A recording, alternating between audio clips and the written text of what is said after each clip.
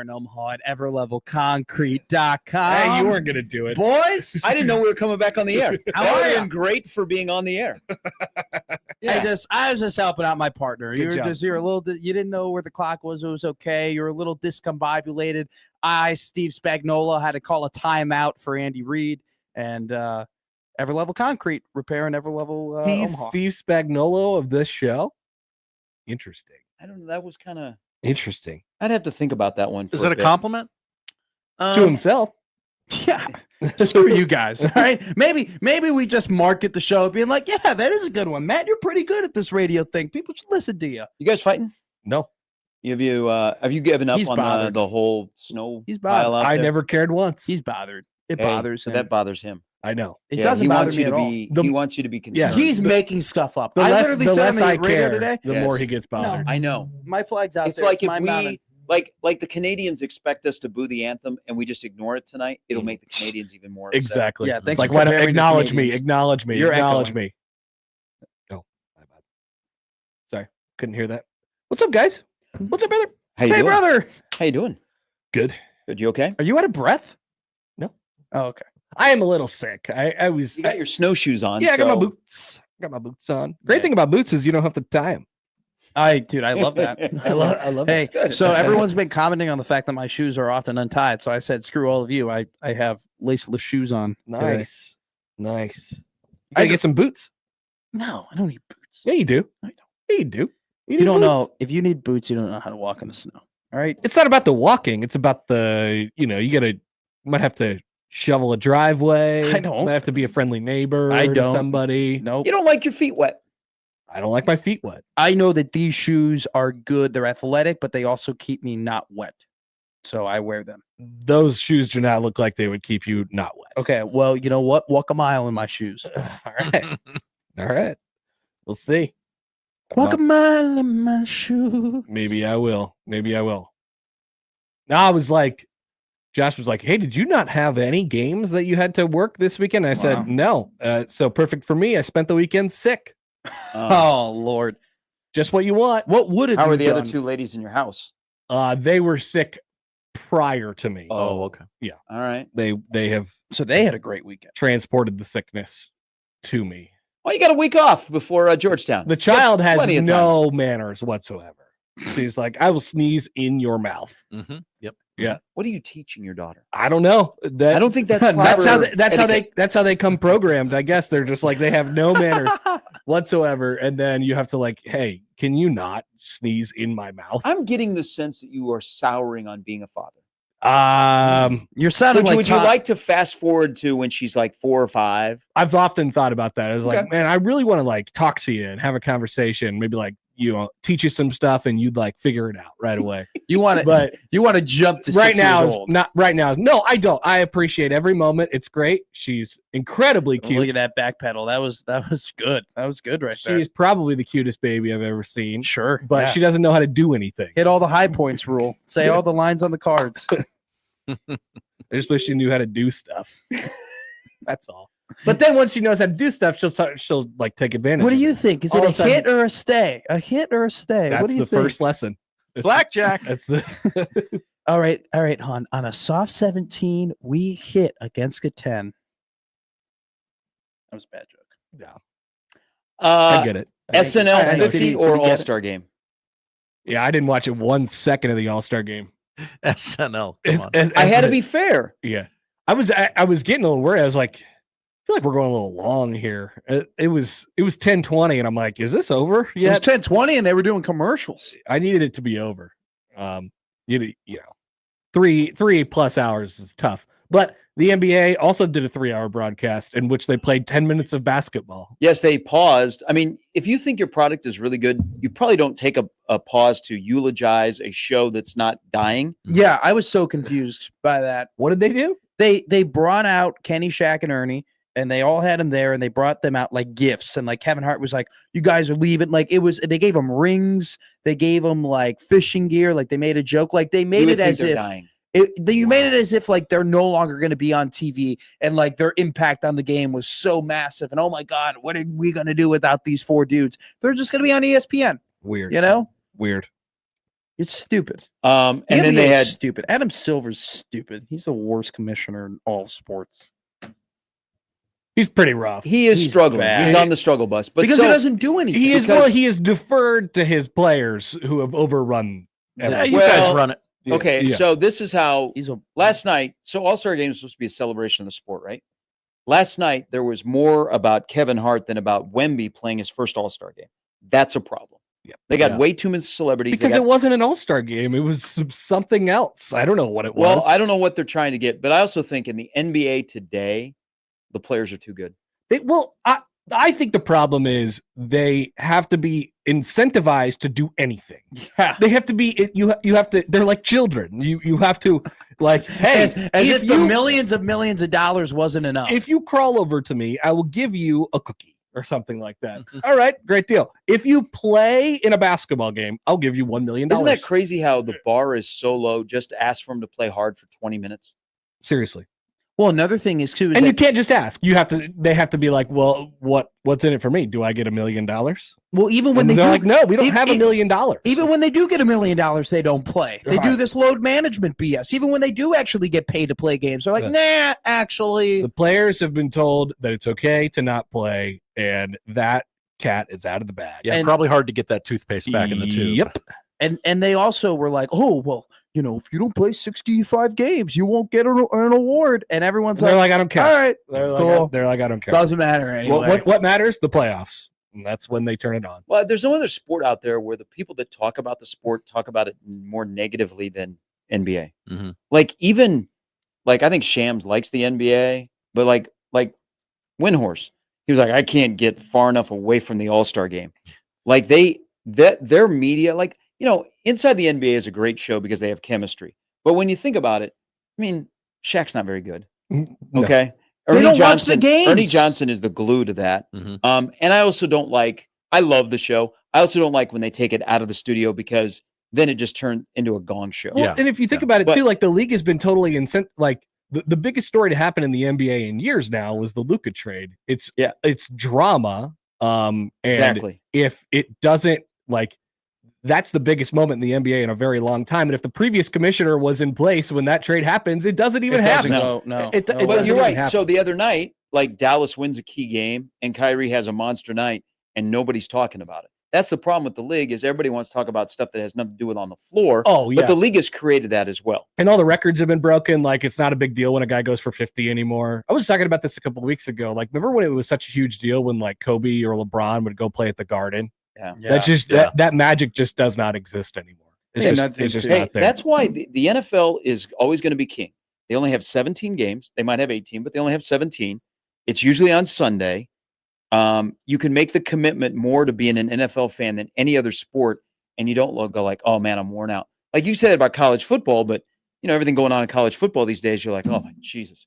That's why the NFL will always be king. Yeah, the NFL seems to. I heard you ask this question earlier. The NFL does seem to care about its fans the most. And yeah, like it's also like you said, the shortest. The games happen once a week. You miss it when it's gone. Yeah, That it's like it has those things working for like it. do the first weekend in June that there's no NBA basketball. You're going to be going, man. I Yeah. was sitting on my porch thinking about the NBA. What did people actually do this weekend? Because I did a little bit. You're like, oh man, there's no football this weekend. Yeah. First time that since the season started in college, we have no football. Let's spread around and watch some college baseball. Another thing too with the problem with the NBA is that all these guys that they put who retire in the spotlight after they're done, they get on these networks and they do nothing but like pump up the era of basketball they played in order to make themselves look better and then try and protect their friends. And then on top of that, go after people they didn't like in the league either, which makes those guys who they currently don't like in the league unlikable, which makes the product unlikable. Well, it's really easy to do now because they don't play. No, So anybody who played in the 90s is like, yeah, did you play today? Was I mean, when was meanwhile, we got Tucker Timmerman who wears one to his face and he's like, hey, what's up? Go Big Red. That's what I'm talking about. That's the kind of guy I like. I would like to see a picture of him this morning. Well, it's probably gotten worse. Now that Yeah. after Saturday night, So what was the thing? Was that hardened blood coming out of his nose? he had a gauze in his nose. It looked like a tongue. Well, because the blood, it was still flowing out, and so the gauze was covered in blood. Yeah. Ugh. Yikes. But that Just left what, eye, what do you think would happen to you if you took a baseball 106 miles an hour to the face? I don't know. I'm lucky I didn't. I took one off the throat. once. Oh my Yeah. lord! Yeah. Is that Hey. how? Couldn't breathe for a little while. Went to Oh, the Lord. hospital. They figured me out. it is frightening to hear Had somebody get hit. Stitches on my, Oh or We- like not stitches, like the seams yeah. were imprinted on my neck. Oh my lord! Well, okay, so there was a Vanderbilt guy in the College World Series got hit probably right where you are, and we were interviewing him after the game, and so I took a picture. He had the stitches of the baseball, Yeah. in his neck. Yeah. I don't think you were there this night. It was like 3 years ago out at Warner Park, and a pitcher took a line drive to the head, and to hear Oh that yeah. noise, Oh yeah. Ooh. oh, it was So we replayed the sound 3 times over because it was just so disgusting. How there was a crack of the bat and then a crack of the nose. Mm. Like it was distinct. The sound, like it was crazy. And Great. yet he walks off the field pumping people up. Yeah. See, that's the kind of guy I want to watch. People like Oh, toughness. yeah. That's what people like. People like tough Yeah. people, which is why the NBA doesn't sell anymore because they're all wusses. I think we got to the bottom of it. NBA needs a little more Tucker Timmerman. How long do you think Tucker Timmerman's going to be out? Because I don't think that left eye is going to be. He'll opening be for a pitching while. next week. That'd be great. He'll be pitching tonight.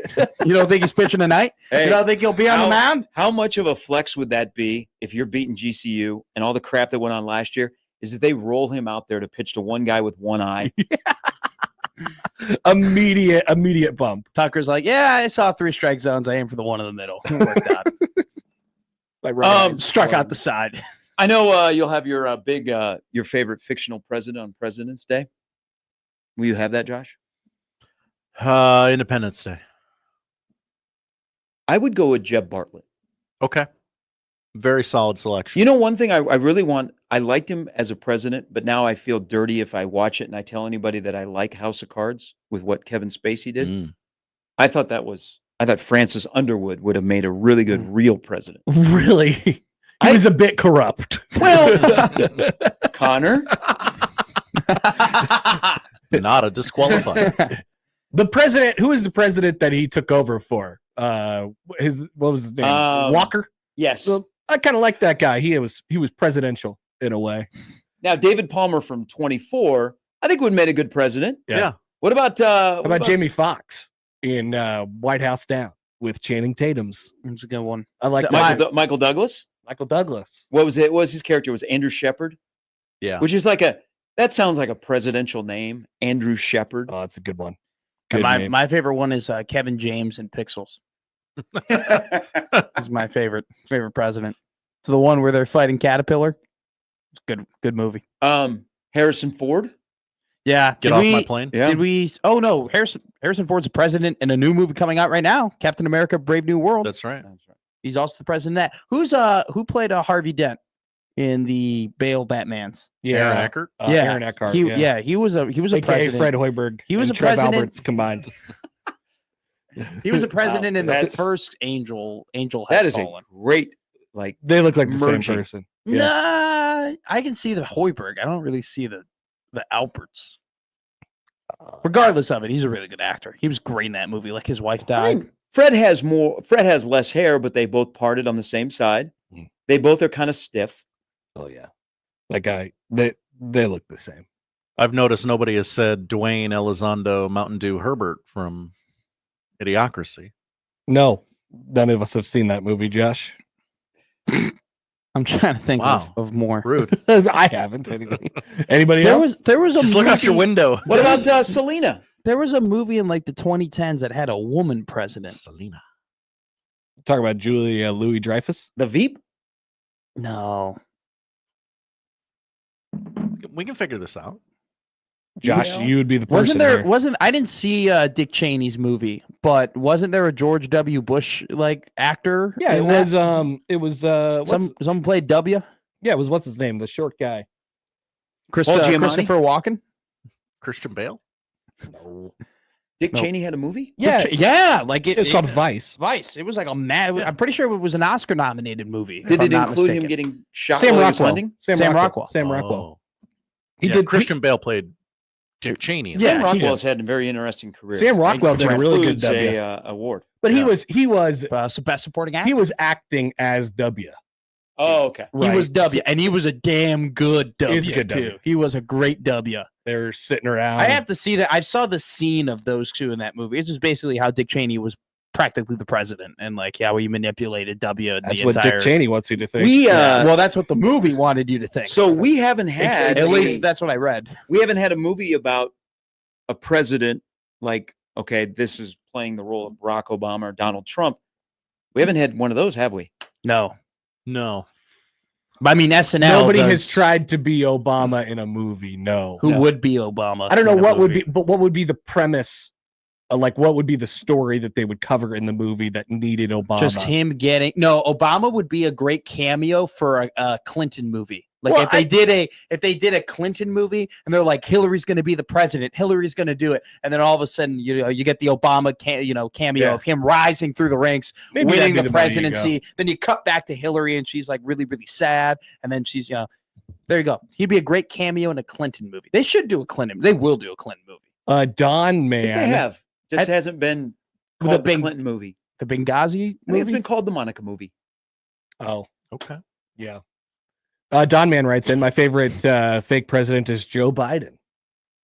That's Nailed it. What movie was he in? Last 4 years? It's called Life. last 4 years. The last 4 years.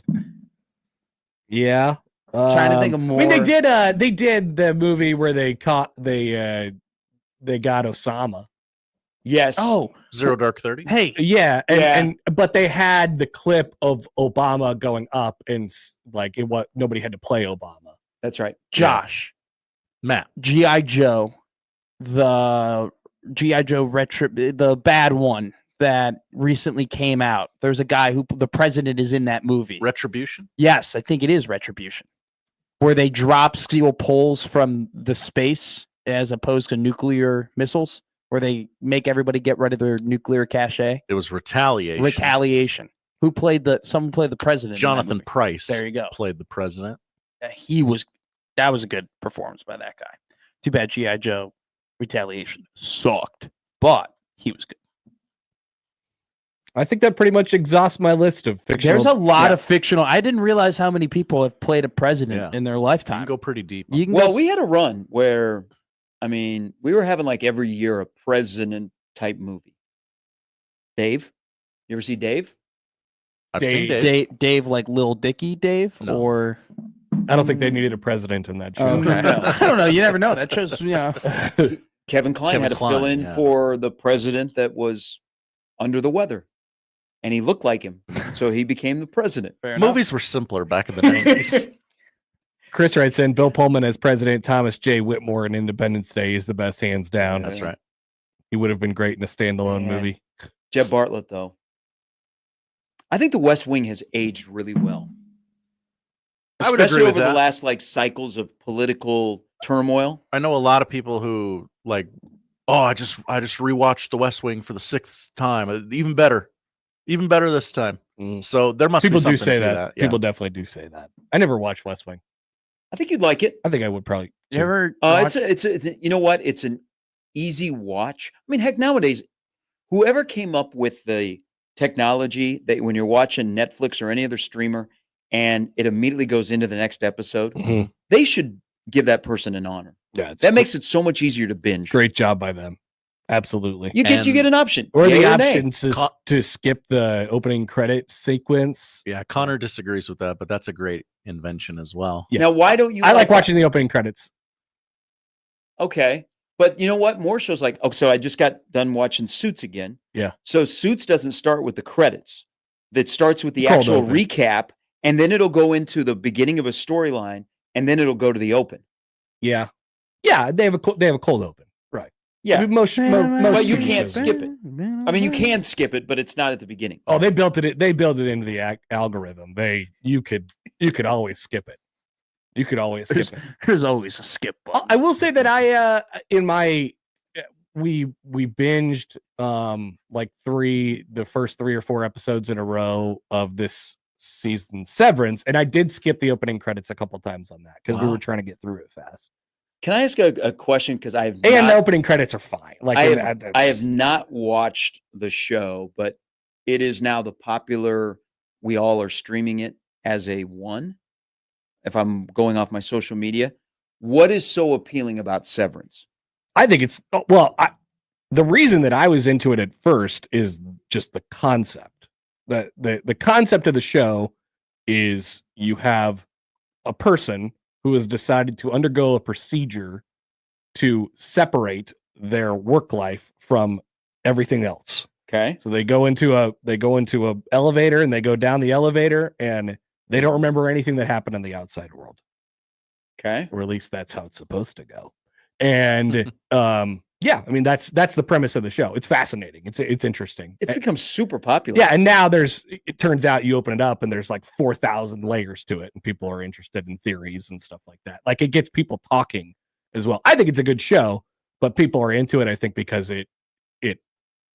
it offers many ideas and theories for what's going on. Do you think it comes at the right time? Like there was nothing really like was popular, was streaming, like, like Yellowstone was done in the fall, but there was nothing like a whole season was out, like Landman was over. There's no prestige TV right now. So so then dropped in and then filled a hole. Didn't White Lotus come back this weekend? I don't think it's about filling a hole because things that have been out for a while get popular already. I don't think it's necessarily essentially about like when it releases. I think if it's just good and enough people like it, enough people talk about it, and it circulates on social media, then it fills the hole. Hey, right? Netflix put Varsity Blues on the front page, and it's the third highest rated movie on Netflix right now. They don't really. Netflix doesn't. That's the beauty about Netflix. They don't really do the whole. Here's this big old thing that we're gonna release. You can't wait for this TV. They don't hype it. It's just no. Someone finds it. Your mother, your father tells you about it. You keep watching it. Oh my God, Squid Games. It's great. It's incredible.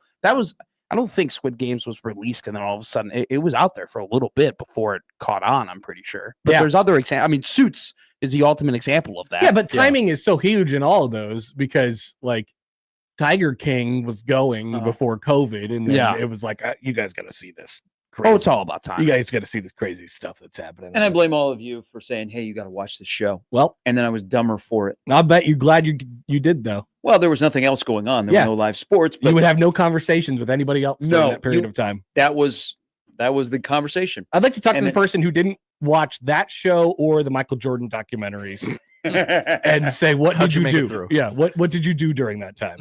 What was it, Matt? You might remember this a little bit more. Didn't they move the documentary up a couple of months? The original idea was that there was going to be game one of the NBA Finals, and then the next day was going to be the first episode of The Last Dance, or the first two episodes. Yeah. Then there would be another game of the NBA Finals. Then in between, they would release The Last Dance. So basically, it was Jordan's play to take away the attention from LeBron during the NBA Finals.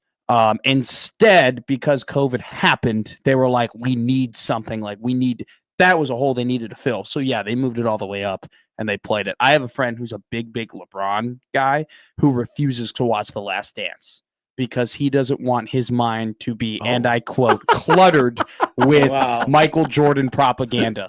So he refuses to watch. And I will I would go out and it would be like 2 a.m. and I would still have energy. I'd be like, you know what? I'm gonna put on an episode of The Last Dance, and he would come into the kitchen and be like, why are you watching that? And I'm like, because it's good, because it's a good documentary. It doesn't matter who it's about. I would ask your friend. I would say, hey, I don't think Jordan ever opted out of an All-Star game. Yeah, so I saw that. I was looking because I don't give a rat's ass about the NBA All-Star game, but I like LeBron, so I was looking for LeBron, and I go, where is he? And then I go, oh, the classic, I got a foot injury, He even did you see in the team picture, he was in street clothes. He didn't even put the jersey on for the photos. Yeah. Nice. But maybe LeBron and Anthony Edwards were the two smartest guys yesterday because they got injuries and they didn't have to play in that crap. Yeah.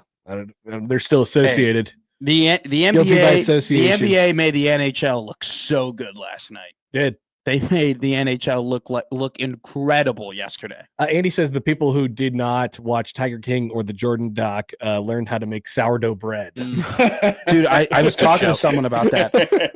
Guys, like dudes got into Fortnite and girls got into sourdough bread. Like every girl that I follow on Instagram, she's got some sort of sourdough starter and is really into making her own focaccia or whatever. I mean, it's incredible.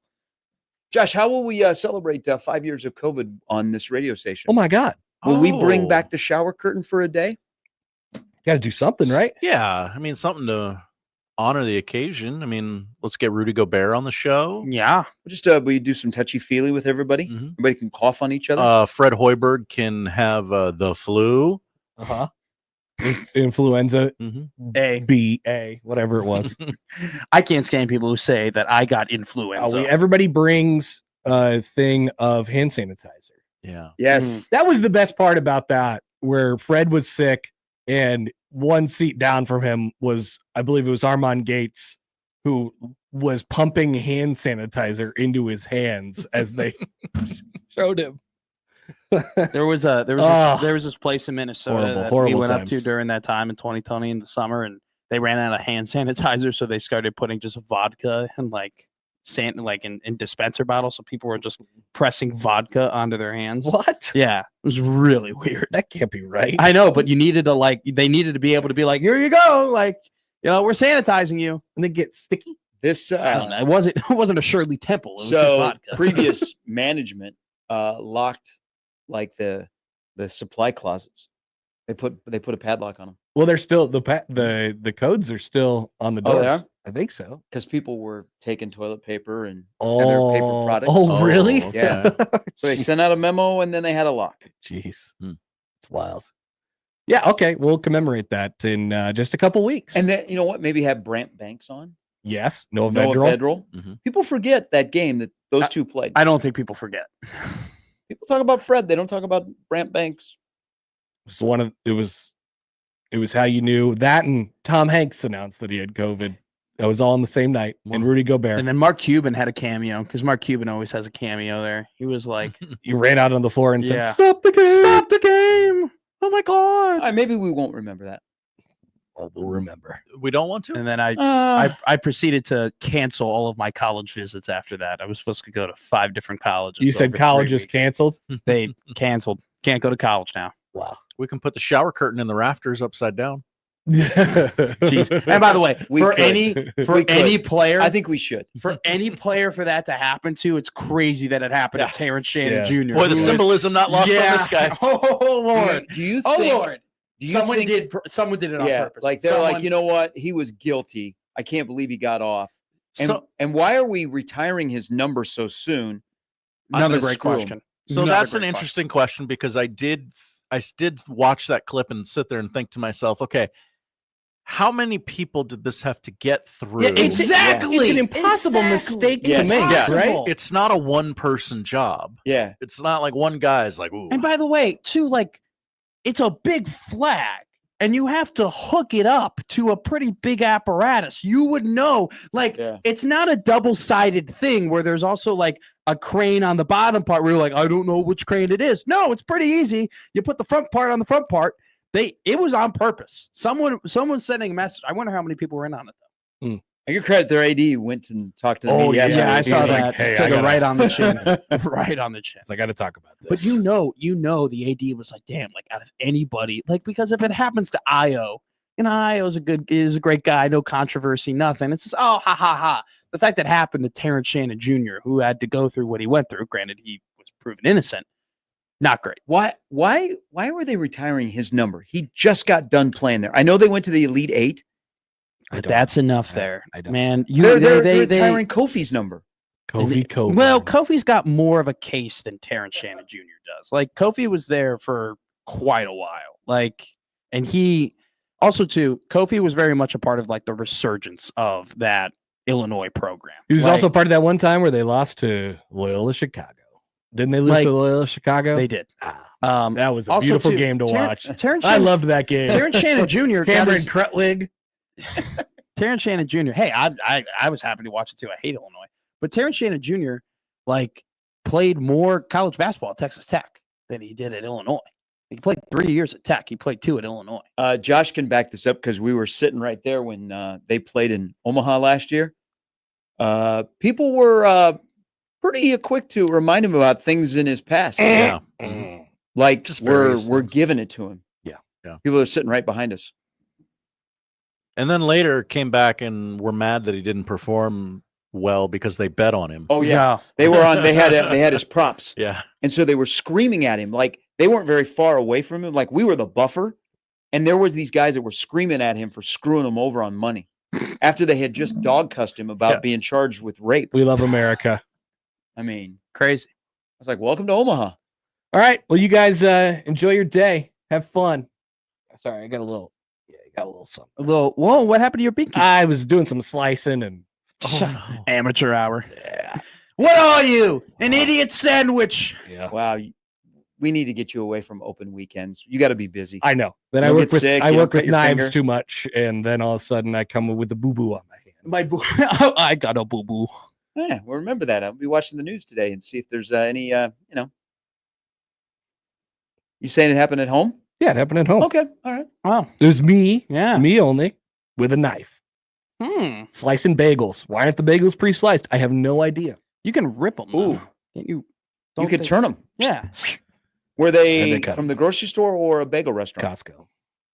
They should Costco come. bagels aren't sliced. They're not sliced. No, that's what you can pay for. Well, now you go out and buy a bagel slice. That's what happens when Yeah, you and you have buy. to get 2 sleeves. When you buy everyone knows when you buy bagels in bulk. That's a bad call by me. Have a good one. All right, that's Crossover powered by Every Level Concrete Repair in Omaha at everylevelconcrete.com. It's Monday. We'll start things off next.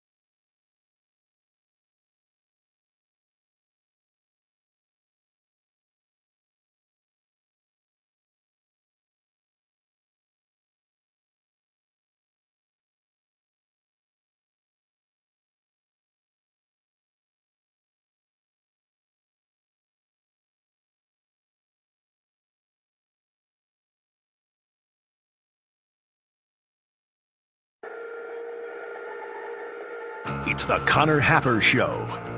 Are we sure we want to do this? Could you, make an announcement that we're ready? It's the Conor Happer Show on 1620, The Zone. All right, welcome in, everybody. Happy Monday. It's the Conor Happer Show. You're on 1620 The Zone and on 1620thezone.com. Conor Happer, Josh Odson with you. Another snowy day, which will be followed by a very cold week here in the Metro. They're not kidding. The last blast of winter, right? That's it. Some people are saying that anyway. A week from tomorrow, it is supposed to be in the 50s. Really? Yes. So this is going to be gone?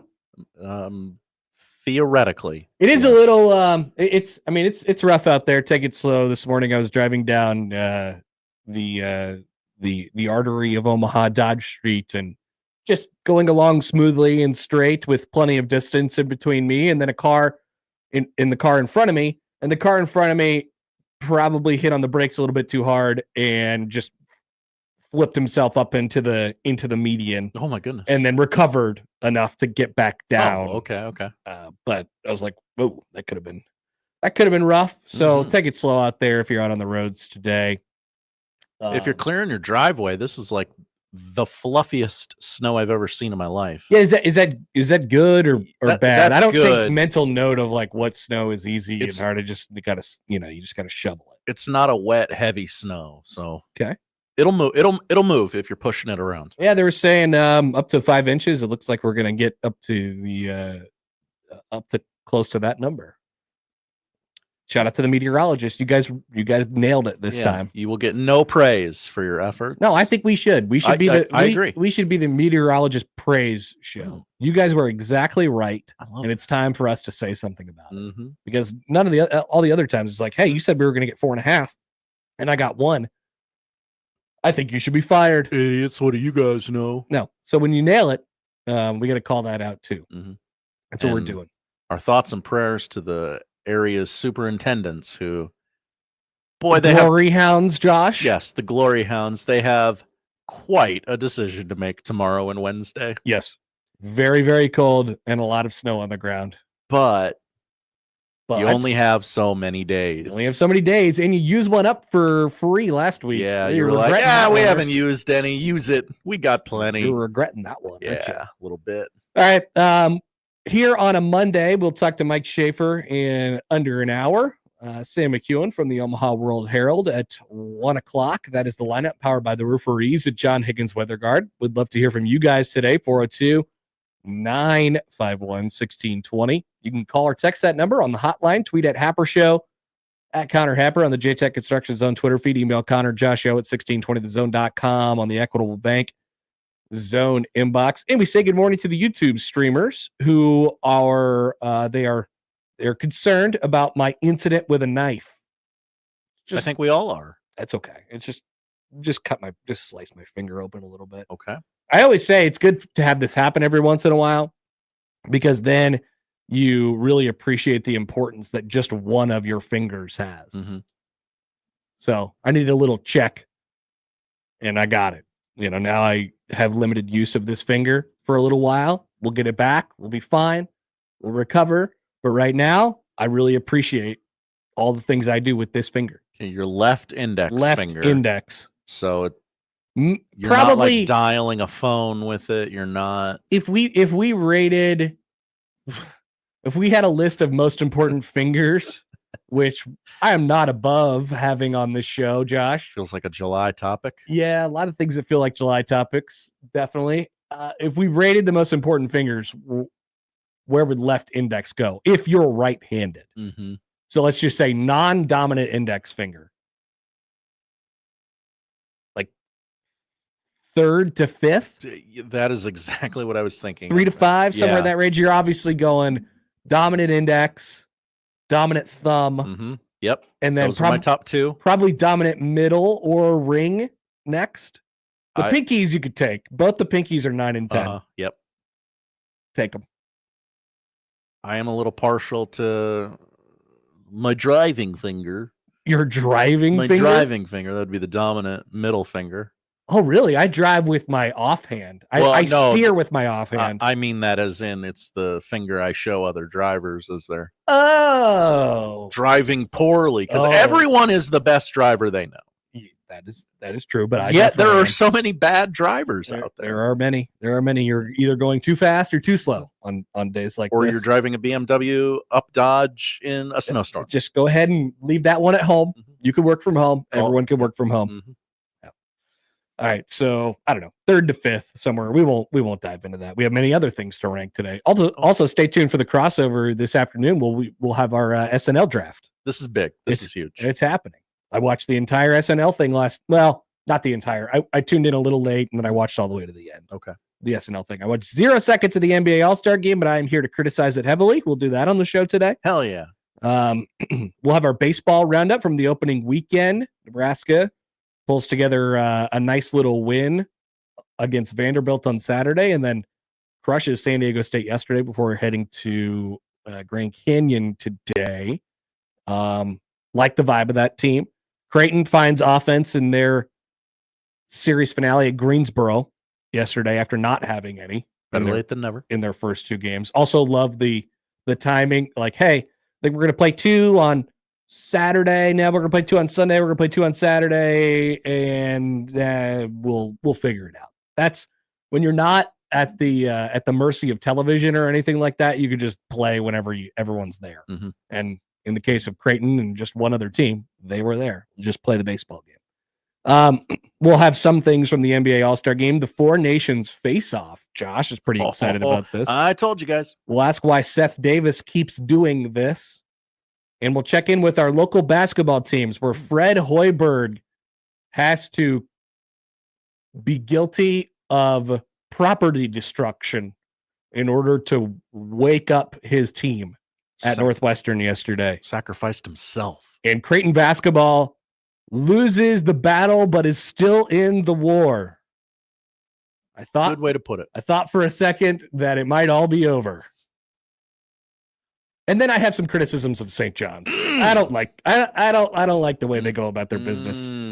Dirty. Not fun. It's just not fun. It's not necessarily dirty. It's all within the rules. It's just not fun.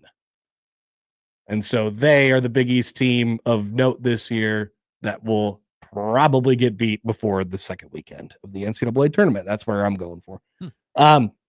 We'll check in with the Big Ten and the SEC and them throwing their weight around and trying to get more automatic bids in the college football playoffs. And when we come back next, we will pay tribute to Greg Sharpe. Got that news on Saturday morning that he had passed on Friday.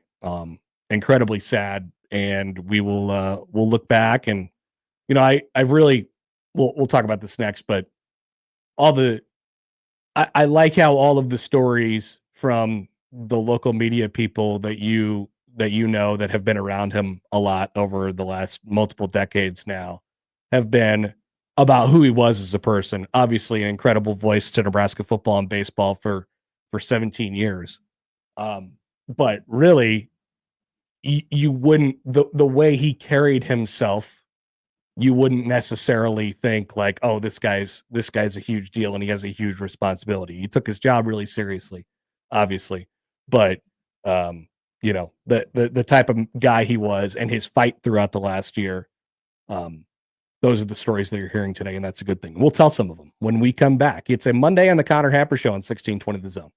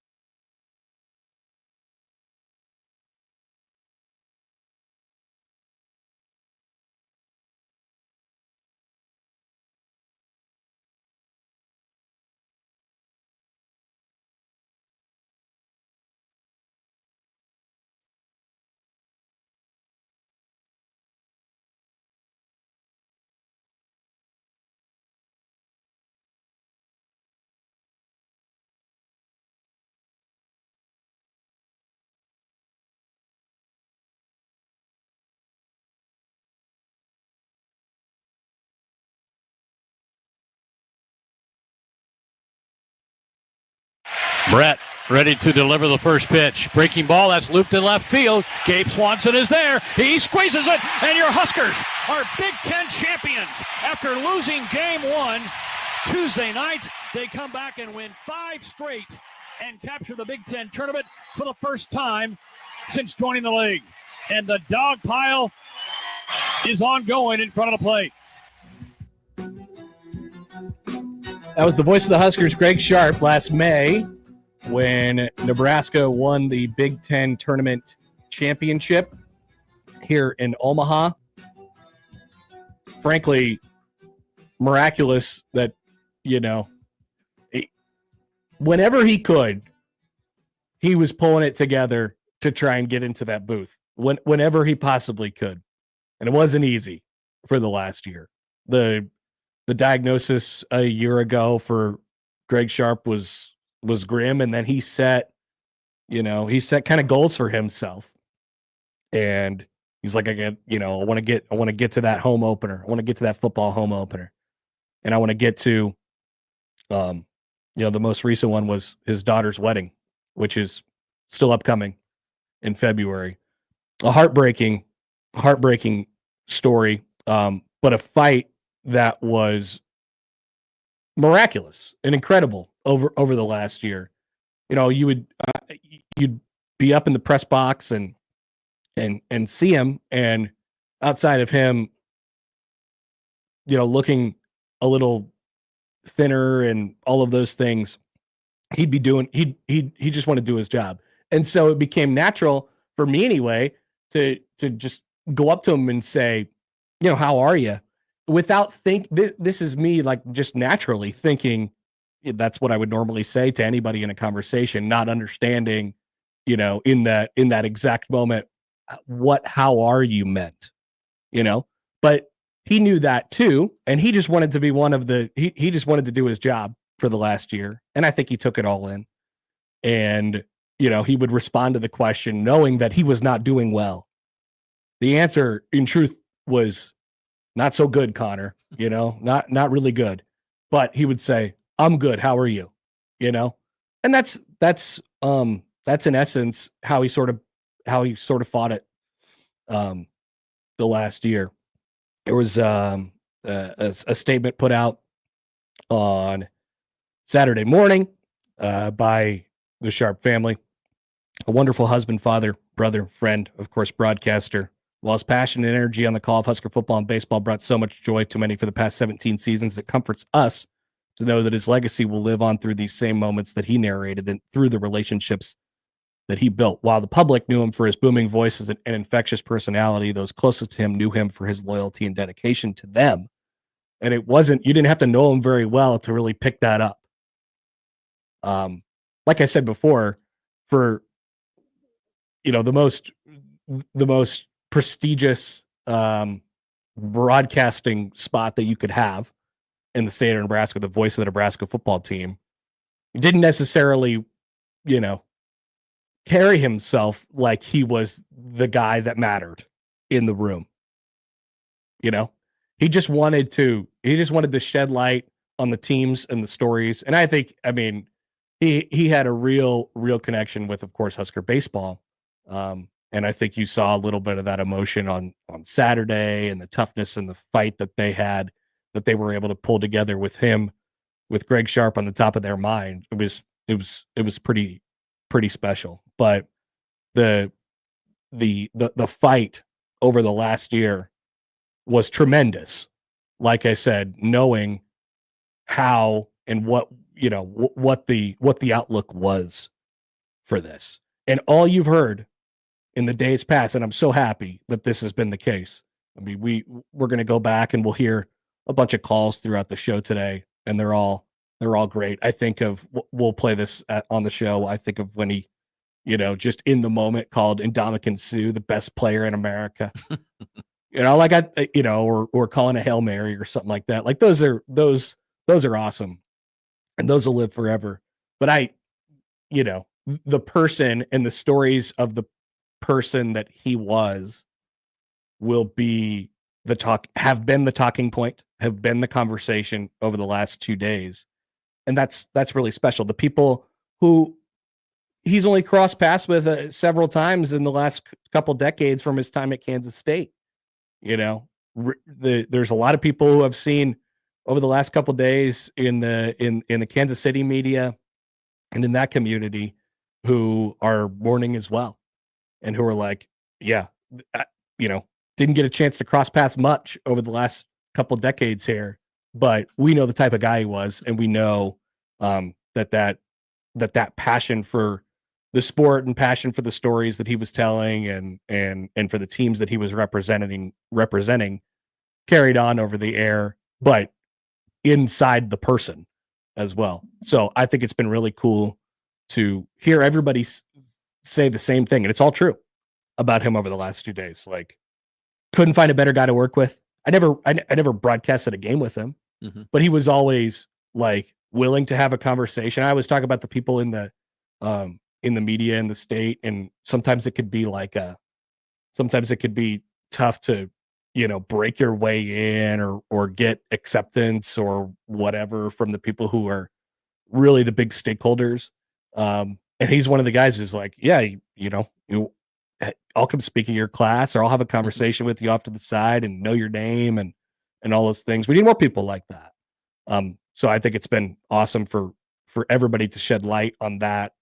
A lot of it just happens behind the scenes, and you don't know until you hear the stories about it. But man, the stuff that you heard over the last 2 days, it's all true, because that's the kind of guy he was. So I hated to see that news on Saturday morning. You don't often get to receive all the kudos on your way out.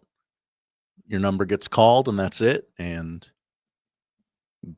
Greg got to hear how much of an impact he had. Yeah. And Nebraska did a lot of special things for him over the last year. You can take a little bit of solace in that. Well, here's the thing too, Josh, like that's not him either, Sure. Like that's to go on the show last April, right, and announce like, here's the deal, I have pancreatic cancer. And like, I don't think he's the kind of guy who necessarily wants or craves to fight that battle publicly. I'm going to be in, I'm going to be out, and you're going to have questions. And yeah, here's the answer. Yeah, but he wanted to serve. He wanted to serve the listeners, and he wanted to serve obviously Nebraska as well. So here's the thing that I have to tell you right now. And then he didn't necessarily like want the broadcast booth named after him, or for Nebraska Baseball to put patches on their uniform, but I know he appreciated it. And obviously there was a special night last spring at Haymarket Park when they threw the patches on the side of the hats, and then Jackson Brockett threw a no-hitter against Kansas State immediately. So one thing, and this will come up when we have a conversation about Nebraska baseball a little bit later in the show, but that was, he had a real bond with that team and the way they approach things. And to see that come out on Saturday, the day that we found out about his passing against a very good team, I thought that was poetic in a way. Real quick, shout out to Ben and that whole crew. Yeah, and Nick. To just, you got to go on the air. You got to do the game and go on the air. And Ben said it a couple times. He was like, "This is where he wants us to be." There's no conversation about making it about anything else or not doing it or whatever. You pay tribute and you do the game, and then you honor them through what happens on a day-to-day basis. So absolutely. And thanks to Nate Rohr and Jack Mitchell, who sent us a bunch of these clips from over the weekend that you'll be hearing throughout the show today. But absolutely, thanks for the help, guys. Yeah, no doubt about it. And kudos to you, Josh, throwing all that stuff together on a weekend.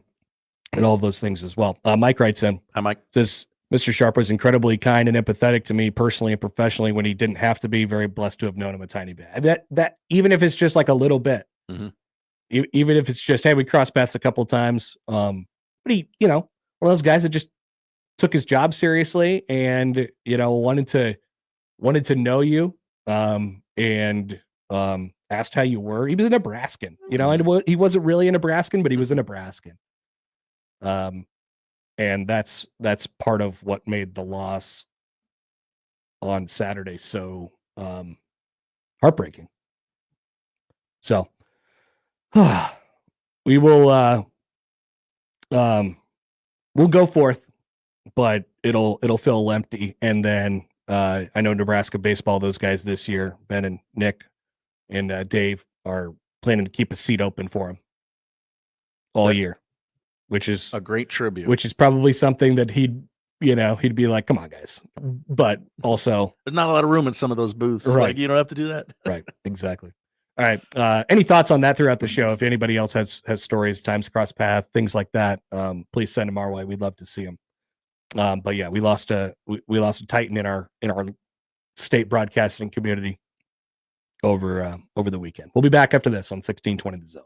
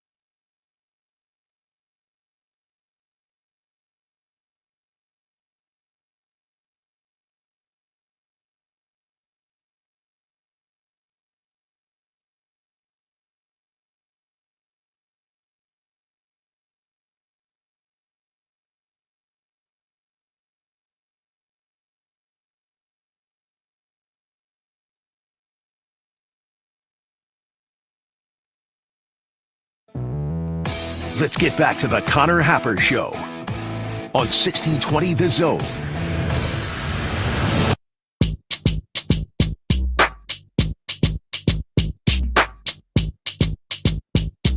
All right, Josh, let's play a little game of which team won. Which team won? Yeah, Okay, which team okay. won. It's almost like a blind resume, but we're going to call it which team won. Okay, I like this game. All right, Team A went plus 19 in rebounds. Team A went Team A had 23 offensive rebounds to Team B's 5. Oh, little disparity there. Team A shot the basketball 72 times compared to Team B's 45. So that's 27 more shots. Team A, let's see here. Team A, with 19 minutes and 15 seconds remaining in the basketball game, was winning by 20. Okay. Team A had 8 less turnovers than Team B. Team A doubled up on points in the paint against Team B, 36-18. And Team A had 18 second chance points. Josh, which team won? I mean, seems pretty obvious. Team A won. And Wrong! Probably one running away. Wrong, idiot. Whoa, what? Team B won. Oh, my gosh. I knew that you weren't going to get what I was doing just then. Dummy. Oh, man. Isn't that crazy? Team A lost. What had to be sacrificed for Team B to overcome those odds? Great question. I'm glad you asked. Okay. Turns out a whiteboard. Oh, seems pretty small in scale. Yeah, sure. Yes, if we're putting now we can identify the variables. Team A was Northwestern, Team B was Nebraska yesterday in Evanston, and variable that had to be sacrificed was a whiteboard at halftime. Also a clipboard in the middle of the game that Fred tried to Bo Jackson over his knee and failed. Fred Hoiberg is like, some of this is like medically mandated, right? Fred has to be chill. Fred is chill. Oh, that's right. But Fred has to be chill. Fred has to make sure he doesn't get too hot, during games or just whatever. But he has lived a lifestyle where he doesn't get too hot. A lot of because he has heart problems.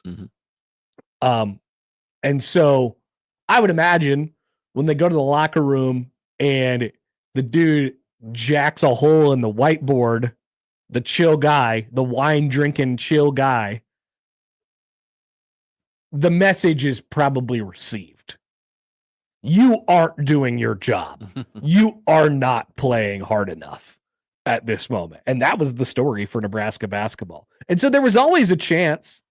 I mean, the first half, Nebraska goes 6 of 22 from the field, 1 of 10 from 3. So 10 out of their 22 shots come from 3-point range. They make just 1 of them. And then in the second half, 14 of 23 from the field, 61%, and 5 of 8 on 3-pointers. And they got to the free throw line 16 times, and they made 14 of those. So it looks like a relatively normal game in the total box score. But when you weigh it out from first half to second half, it's like, wow, unbelievable. They had, I think that's the worst half of basketball you could imagine playing. If we were trying to identify a floor, that's it. That's it. There was no edge. There was no intensity. There was nobody doing their job, to the appropriate manner. And then in the second half, Nebraska flipped the script a lot. By the way, I'll take a small victory lap. How about Braxton Mia making some little hustle plays, grabbing rebounds, getting himself to the free throw line a little bit. Braxton Mia 10-7, and he played over 22 minutes in the game. But Juwan Gary, so everybody's trying to everybody asked the question of like, what is this? Why does this keep happening? why can't we trust them? Why Great question. why can't we trust them? There's no definitive answer to that question, but I think it tends to be like an emotional thing for them. Like I always say, I always talk about the edge with them on defense. It's either there or it's not, and you either believe or you're kind of just going through the motions. You know, Nebraska didn't look like a team who was doing any of those things in the first half. It was lazy and it was haphazard, and they turned the ball over 100 times, and they can run out of the gym. But why does it sometimes look like that? And I think, for the record, this will be the game where you look back on, and fortunately enough, Nebraska's able to get out of there with a win. You can now look back and say, never again. This is not, the floor is identified, but it will never be reached again. I truly believe that, because once you've had it happen to you, you're like, okay, no, we're not doing that again. And it truly is, I think, a want to thing. You know, the other team's making shots or whatever, but it's really a want to thing. And Nebraska just didn't have that at all. And on the road in a Big Ten game with a big opportunity and the NCAA tournament, like very, very close to your grasp at this point, it just can't happen. It has to be drilled into their heads. Like, it can't look that way. And it needed Fred Hoiberg to rip a whiteboard in half in order for it to happen. I think the team has an interesting sort of leadership dynamic, right? It has Juwan Gary and Bryce Williams. Bryce Williams is Mr. Cool and consistent. Juwan is sort of up and down. Juwan is an emotional guy. And so if he is not being the catalyst from an emotional standpoint, it's a hard hole to get out of. And credit Nebraska. They got out of that hole somehow, some way. And you could tell, once they started to get some things going right for them, it was turning. Mm-hmm. And that's the point that I had made about this team. And not to make it like they won the game, so they won the game, right? But too often I feel that they are a little bit a prisoner of the moment and of the circumstance, and they sort of play to the moment, which can be really good for you when you're in a Big Ten tournament game or you're in a huge game at home. But it is very not good for you when you're in a sleepy environment on the road in the Big Ten. And credit Nebraska, they have come together in each of their last 3 opportunities to come together in a sleepy road environment in the Big Ten, whether it be at Oregon or at Washington or at Northwestern on Saturday. Each of those games had their struggles, right? Each of those games, there were periods of time in which you were just not there. In the first half at Washington, the parts of the first half at Oregon, and definitely the entire first half yesterday. So I think those games should be lessons to you of like, hey, if we lock in and do our thing, man, we play a complete game, then we shoot our best shot. And then it's going to take a better team to beat us. But Nebraska just has to be that consistently. But once again, they're up to 17 wins, and they're 7-8 in the league, and they avoid. I don't know if it's a disaster. I don't know if it would have been a disaster to lose the game. But if you would have got beat by 30, you know, if the second half would have gone the way the first half did, and you just get exploited and one mixtape toured, like, that's demoralizing for a team that obviously likes to ride the emotional roller coaster a little bit. And then you have this weird road environment at Penn State coming up on Wednesday that it's not going to be easy to like get up for. You have to lock yourself in for those type of things. Hopefully a little scared straight. I think so. Definitely. I think so. 98.4% win probability with 19:09 remaining in the game. That's ESPN's? Yeah. So KenPom had it all the way down. I'm pulling up the chart now. KenPom had it down to 3.3%. So whatever the inverse of that, 96.7. Very Doctor Strange. Only one path to victory here. One. And it was one. It was locking up and, you know, hey guys, we're playing Northwestern. So the 3.3% win probability that was their lowest in the game on KenPom is the 79th lowest by a winning team in the 2024-2025 season. Oh, that's interesting. Yes. Apparently there was a game between North Dakota State and Santa Clara where North Dakota State had a 0.3% chance to win. Boy, I got to find that. Hold on. What happened in that game? Yeah. Oh. Wow, their win probability was 2% with like a second left in the game. Whoa. They must have done something improbable. Must have been like Seton Hall against UConn. Oh, God. What an idiot. 2 rings, huh? Uh-huh. 2 rings. That's pretty good. I wonder if he walked off the court talking about his 2 rings after that game. Alex and Lincoln, poll question: can we trust them? Can we trust them? Can we trust them? I think the answer is no. Once again, like from a talent perspective, you live in this middle zone where you're not that definitively better or worse than any of these teams that you're going to be playing. And certainly when you get to the NCAA tournament, that'll be the case as well. I think Nebraska will be in the NCAA tournament. They would have to really, really blow it at this point to not, but because they're on the right side of things at the moment. But like when you get to important games, I mean, I always think about the consistency of focus that they had to do what they did to Creighton. This is a long time ago now. And it's been there for various points of the entire season, and it was there in the second half, obviously yesterday. But like, how do you bottle that up and find a way to make that happen all the time? If you can do that, then I mean, Nebraska could win a couple games in the NCAA tournament. But the thing is, their body of work says, are they going to be that consistently? And maybe you don't have to be that version of yourself all the time, but you want to be as close to the best version of yourself that you could possibly get.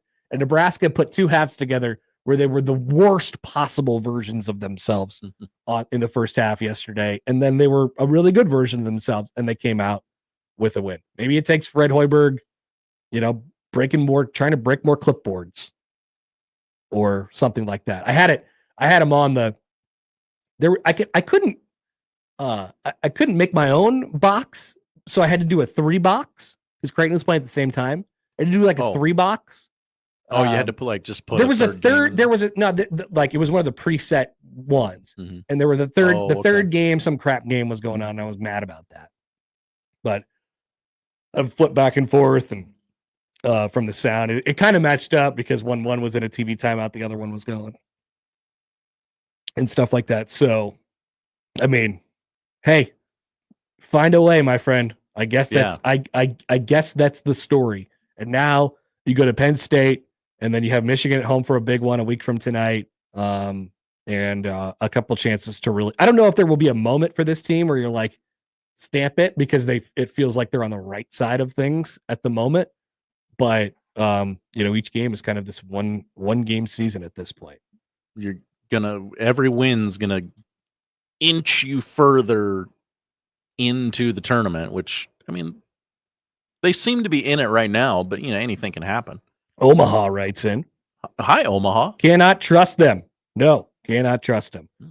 Brett in Minnesota writes in. When your strategy is to rely on 1 or 2 of your scorers to win at 1-versus-1 hero ball, you're going to have games like yesterday, which is why I still don't trust them. Yeah, I don't know that it's like, I don't know that it's hero ball. Like I'm good with Bryce Williams being option 1A and him making plays. Like I am good with that. That's why I want him to have the majority of the shots that Nebraska takes, right? But there are going to be games where he's just not getting as many good looks as you want him to have, or he's not making as many looks as you want him to make. And so other people are going to have to make them. And clearly the catalyst from an emotional standpoint, and then when he gets going offensively is, like Bryce Williams, is going to be there. There's a level of consistency to his game, I think, even though the volume's up and like the efficiency is down. But I don't care. I want him with the basketball in his hands, shooting it. But like when Jawan Gary, he's on it offensively, it clearly leaks into what he brings on the defensive side of the ball and their emotion and their energy. Like he is the emotional barometer of this team. And so he's got to be on it all the time. Nebraska can win games when it's not all there, but if it's nothing, then it's going to be really hard. It's going to be really hard. And if it's really good, then Nebraska can beat a lot of teams in the conference and in the country. How many times during the game were you watching this comeback and saying to yourself, I can't believe it? Kind of. I sort of felt like that was in the bag a little bit. At a certain point, you get down by 20 and you're like, okay, it ain't happening today. You know, like it's, and I probably was just arriving at that point when they got it to 20 at the start of the second half. But I never felt like it was out of, maybe this is revisionist history, but I never felt like it was totally out of the equation for them. a lot of people, including our own Matt McMaster, said, yeah. Is Matt taking a victory lap for his tweet today? He should. He said, this is classic Nebraska bleeps the bed in the first half and comes back to win a dramatic basketball game written all over it. Yep. At a certain point, though, it's a tough ask. Yeah. 20 points in 19 minutes is tough. Yeah. And then to win by 4 and not just 1 or 2. You're like, we're losing and we lost. Chris Collins, how about you make your way onto that court a little bit further, my friend? Jeez. Man. So a heck of a win there for Nebraska yesterday. We'll talk about Creighton in just a little while here. We got a text on Creighton. How about Jason saying, how about Ashworth absolutely refusing to let St. John's cover? Well, it was Jemiah, right, who got the layup late and like got it into 6, and I think the number was 6.5 or something like that. I think if it had been allowed, they would have taken a swing. Punch? Yeah. Who? Who would have been first to punch? Not at the whiteboard. Ashworth. Get punched? No, to punch a St. John's player. There was just once again, we'll talk about this later. I mean, there was it.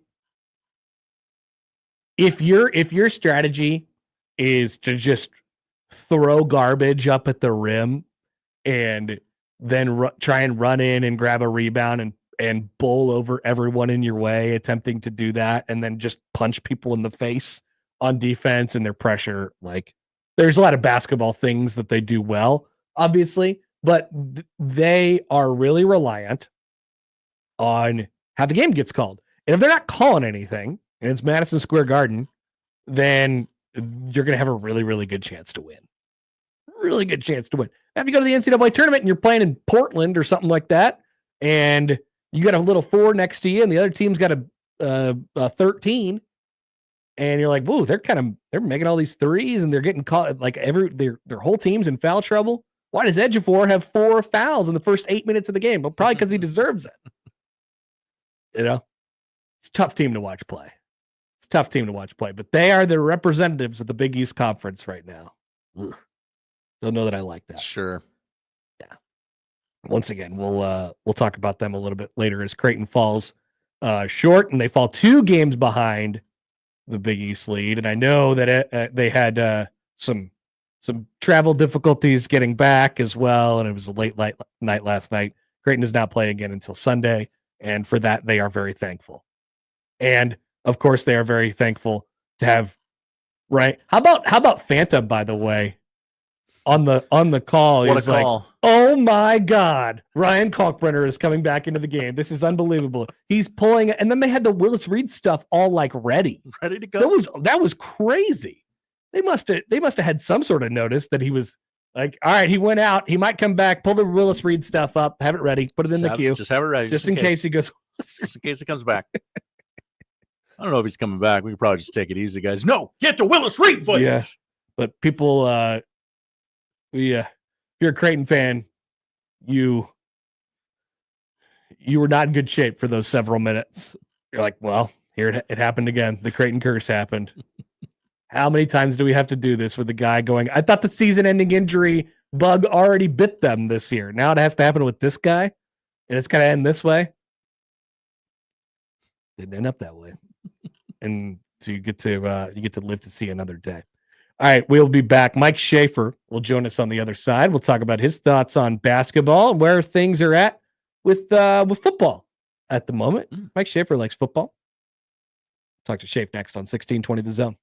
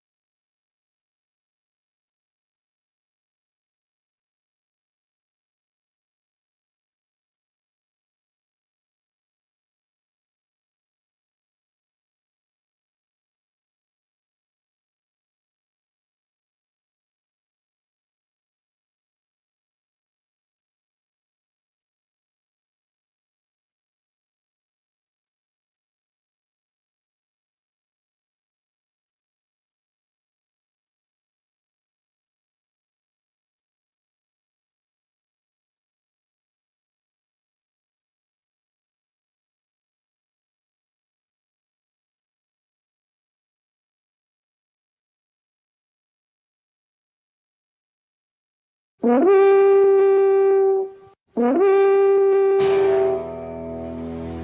come the Guardians. Yeah, I have statistics to back up that we have people that listen. Mike Schaefer. Anytime there's sort of a debate as to who can do something, Happer would always put his name forth, for sure. Husker 24/7 on the Conor Happer Show on 1620 The Zone. I could be a star. Travis writes in on YouTube, Jays fans had absolute gut punch moments that turned into big sighs of relief, with both Ashworth and Kalkbrenner having big time ankle injury scares. Lucky B words. Now, Travis. First of all, they had a significant season ending injury this year. Pop Isaacs. Yeah, Ashworth has almost had a season injury like 4 times. It seems like anytime Kalkbrenner gets harmed whatsoever, I get concerned. But They've both beaten the plague this year. Let me teach you something about Martine Krompel or Mo Watson, or even Marcus Zagorowski, which never actually came into to fruition in the COVID year. But yeah, they've had some rough. That's what they call the Creighton curse, I guess. So yeah, we were just hoping that another edition of that didn't happen on Sunday, and it didn't. All right, we're joined now on the hotline by Mike Schaefer of Husker 247. Hi, Schaefer. Good morning. How are you? Good. Are we talking soul-crushing basketball injuries? Yes, that was the topic, or almost soul-crushing basketball injuries. Anything to add to the equation here? I mean, I don't know that anyone who watched it as it happened will get over Isaac Copeland's ACL tear on a play that didn't even need to. It didn't even need to happen. And then you just kind of, in that moment, I remember that day just thinking like the season had ended at that point. Yep. And then Nebraska ended up having the really kind of weird end of the year where you're playing Johnny Trueblood and you've got like random people out there, and Isaiah Roby realizes how good he is at exactly the right time. But you would have loved to have had Copeland available for that. Like that team would have been fun to see down the stretch in 2018-19, and it just kind of fell apart and ultimately led to Fred Hoiberg. So that probably was a good thing in some ways. But yeah, Copeland's the only real one that I can think of where it's just been utterly devastating for Nebraska, who had ambitions for something far beyond just making the NIT or whatever. All right, so otherwise, Nebraska's fortunate for the most part injury. If we follow that line, I do know one thing that was pretty disappointed to see Isaac Copeland get hurt, therefore leading to Fred Hoiberg getting hired. The whiteboard in Evanston, Illinois yesterday would not have been destroyed had Isaac Copeland not torn his ACL in 2019. Yeah, I think one of the funnier Fred Hoiberg narratives that emerged over recent years was like how he's just, people wanted to see him be more mad or whatever, when he's like a very competitive individual. Yeah. This guy hates losing at everything. And it's for health reasons that he tries to like keep that in check as much as possible. So I personally found the report coming out of Evanston about him trying to break the clipboard during a timeout in the first half, the whiteboard incident. Like, I kind of found it amusing because it just felt like a guy who was just fed up with what was an awful first half performance. And then, of course, they come back, they win the game the second half, played totally different, get big contributions up and down the lineup, plus Bryce Williams doing Bryce Williams things. But it's kind of like the perfect storm of, can you play any worse, followed by, hey, let's have our best half of Big Ten play. It's crazy. Okay, so we were pondering this question before. What would need to happen for you to trust this team for like going into any given game, or are we just living in the moment, half by half, game by game, media segment by segment, the rest of this basketball season? I think having talked about this team and watched this team and lived and died on different parts of this team, I think this is where I'm most comfortable. Nebraska can play roughly 30 to 32 good to great minutes of basketball on any given night.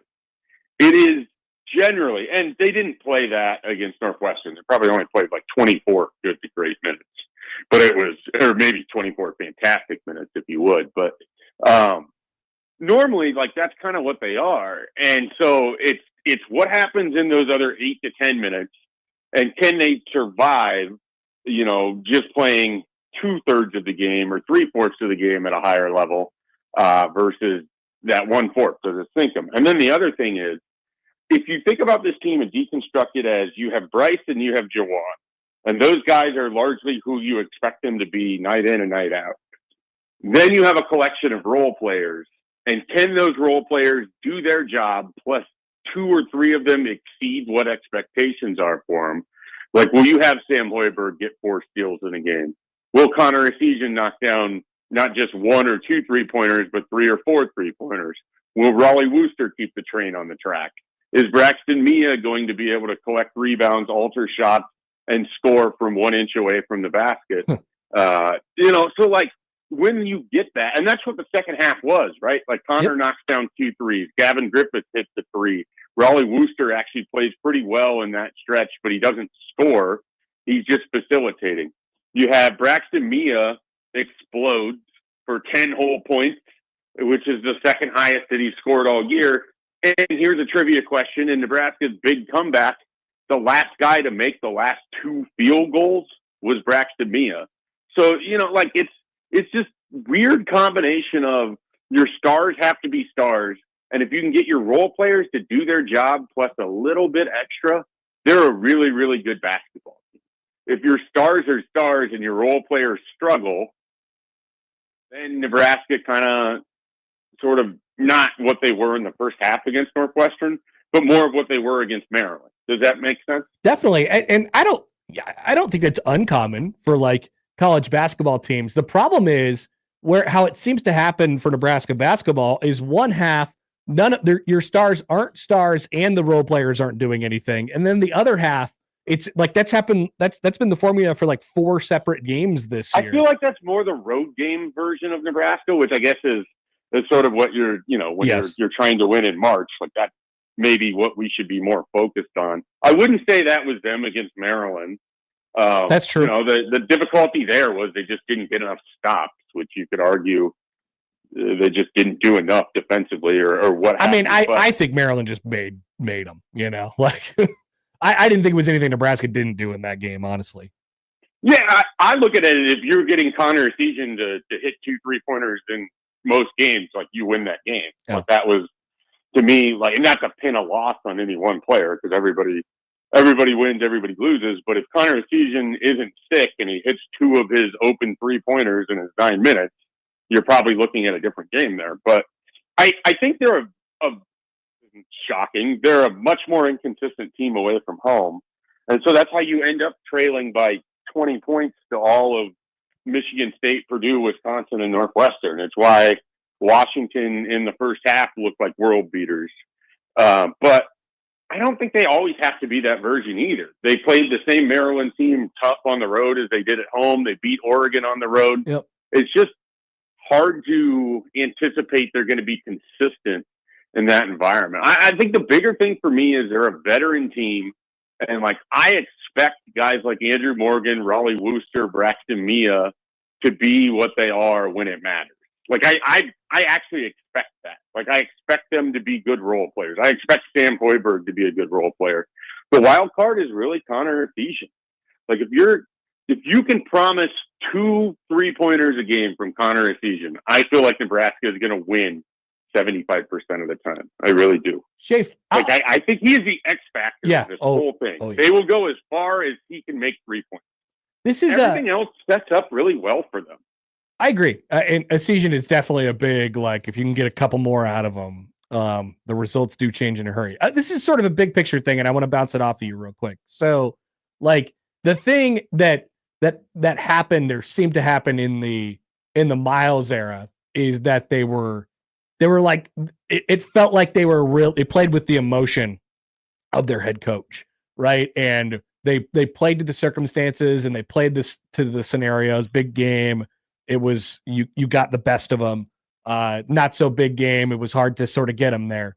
And then Fred comes in and he adds, I think, like some structure to what they're doing, and especially offensively. But now that doesn't work after a couple of years. I feel like they're back to this like ride the emotional roller coaster type of thing. That doesn't have to be a bad thing, but that's where you, I think, maybe struggle in finding the consistency. Maybe it comes from the lack of, defensively, they're just running at you when they're at their best. Offensively, it's really like, hey, can we get Bryce to a spot and get him to make half his shots or whatever it might be? Like, not to dumb it down that much, but I feel like there's a correlation there between structure and then playing with emotion. Would you say that about last year's team too? Because I don't know that there's anybody on this year's team that matches Keisei Tominaga in terms of emotion. Yeah. I didn't think of it last year, but I don't know. Thinking back, maybe. I mean, they had some baffling losses last year still as well. I think a lot of it for me for this year is that they are a team that is probably overachieving relative to expectations at almost every step.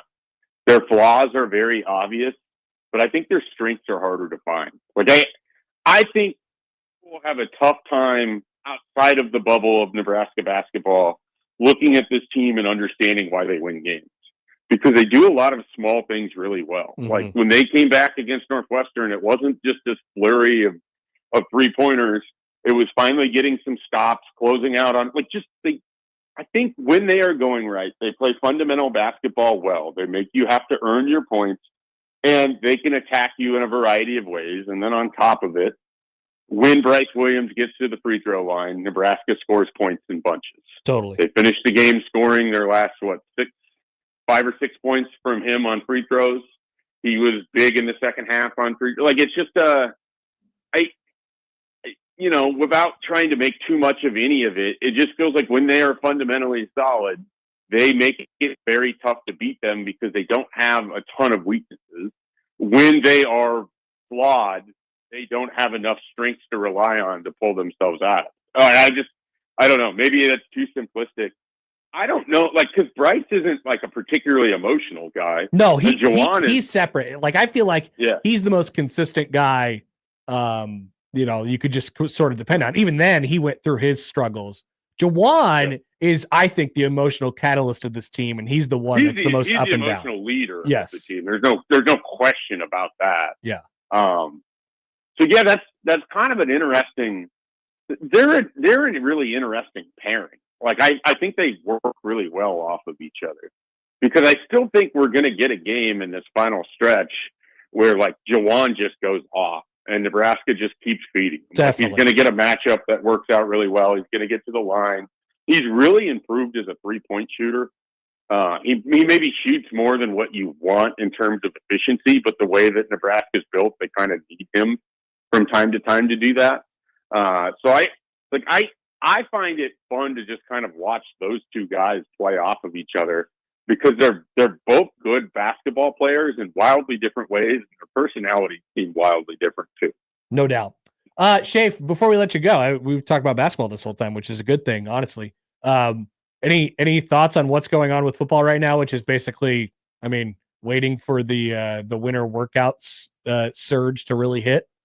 Yeah, I think we're just about at the end of kind of a quiet period here, where I think coaches were largely away after recruiting for most of January. You're going to get guys back in the office. We're going to see, certainly there's stuff in recruiting, but a lot of it's setting up visits. Like, I'll be honest, even as a recruiting guy, this is as bland and boring of a time in the calendar as there is for anything. So I don't really have much to offer there, but I think we're going to see things start to get rolling here. We're still a week away from a month out from the first spring practice. So football's pretty quiet right now. We're very much in the Nebraska basketball is carrying the conversation. Baseball's getting involved a little bit. Softball's hitting home runs on everybody when they play in New Mexico. So the other sports are kind of carrying the load for once. Hey, you never took a shot off the face when you were pitching, right? No, I got hit by a fair amount of line drives in the legs, your ground balls off the legs, your foot.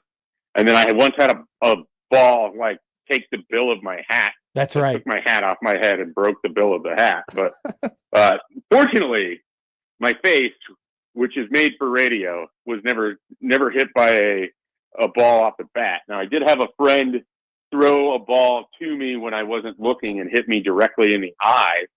As a junior in high school. But other than that, I don't have a lot of other stories. So. Maybe the picture that Tucker Timmerman is going to have now forever is epic. I mean, you got to frame that, right? What a moment. I mean, he looked like a hockey player just after a vintage fight, the one that went down Saturday night as well. Just an incredible image. Honestly, it looked like such a fun game. It looked like he was like that was makeup from a movie where he was an extra in a scene where something horrible had happened. Like it looked fake. He looks like one of the henchmen that gets beat up by the main character in the aftermath, and then you see him strolling in, and then they're about to have another fight again. That's kind of what it looked like. You should have seen the other guy. It was brutal, but they got the out. That's the remarkable thing of it. I have one more baseball thought for you that I've sent to Brunts, and I can't stop thinking about it. Okay. What if Nebraska baseball gets Big Ten tournament or regional Gabe Swanson for an entire season? You get that version, because I don't think people remember how hot he was last year. He was not making outs. He wasn't. They weren't retiring him. He had 6 RBI going into the month of May last year, and he had 6 against Vanderbilt on Saturday night. And he had another 2 against New Mexico State. He had 4 home runs in the regional in Oklahoma State. He hit several home runs and a bunch of key hits in the games in the Big Ten tournament.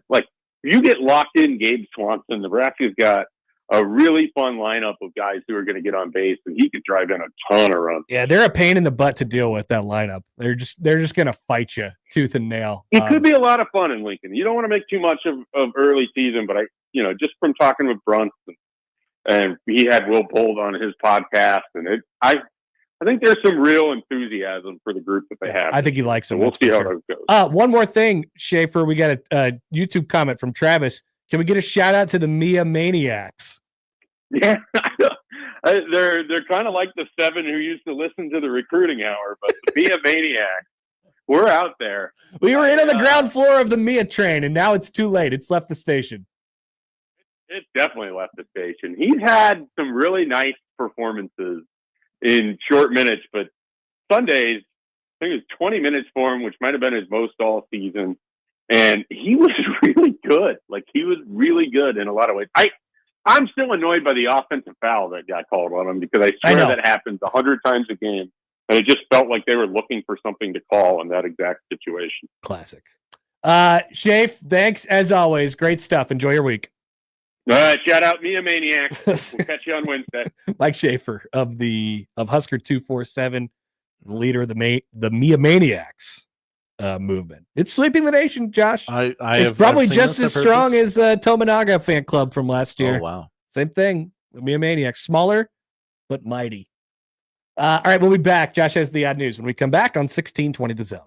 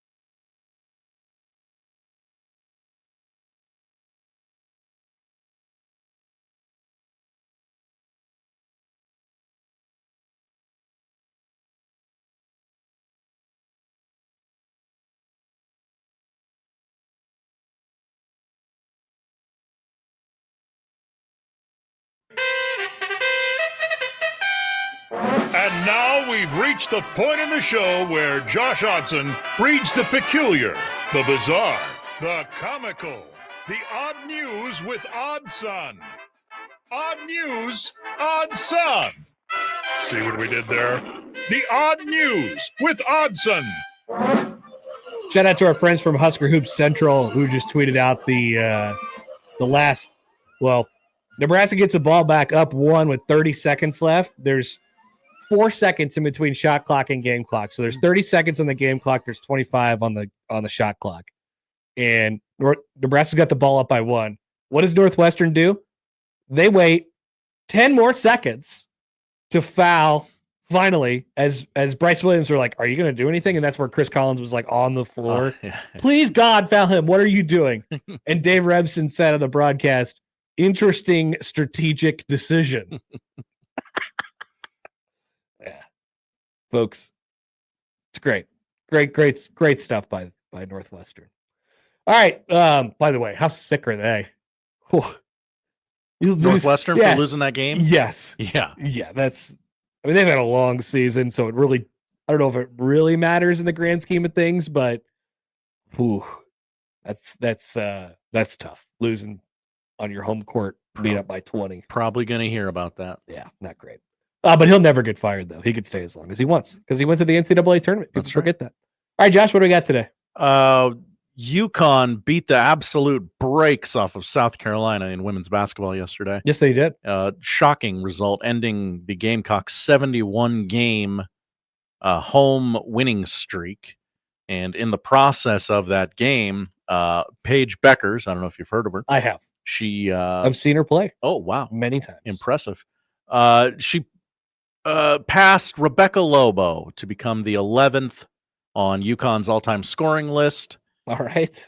Rebecca Lobo was calling that game, and play-by-play voice, Ryan Rococo. Boy, he had some things to say. Really? Yeah. In what regard?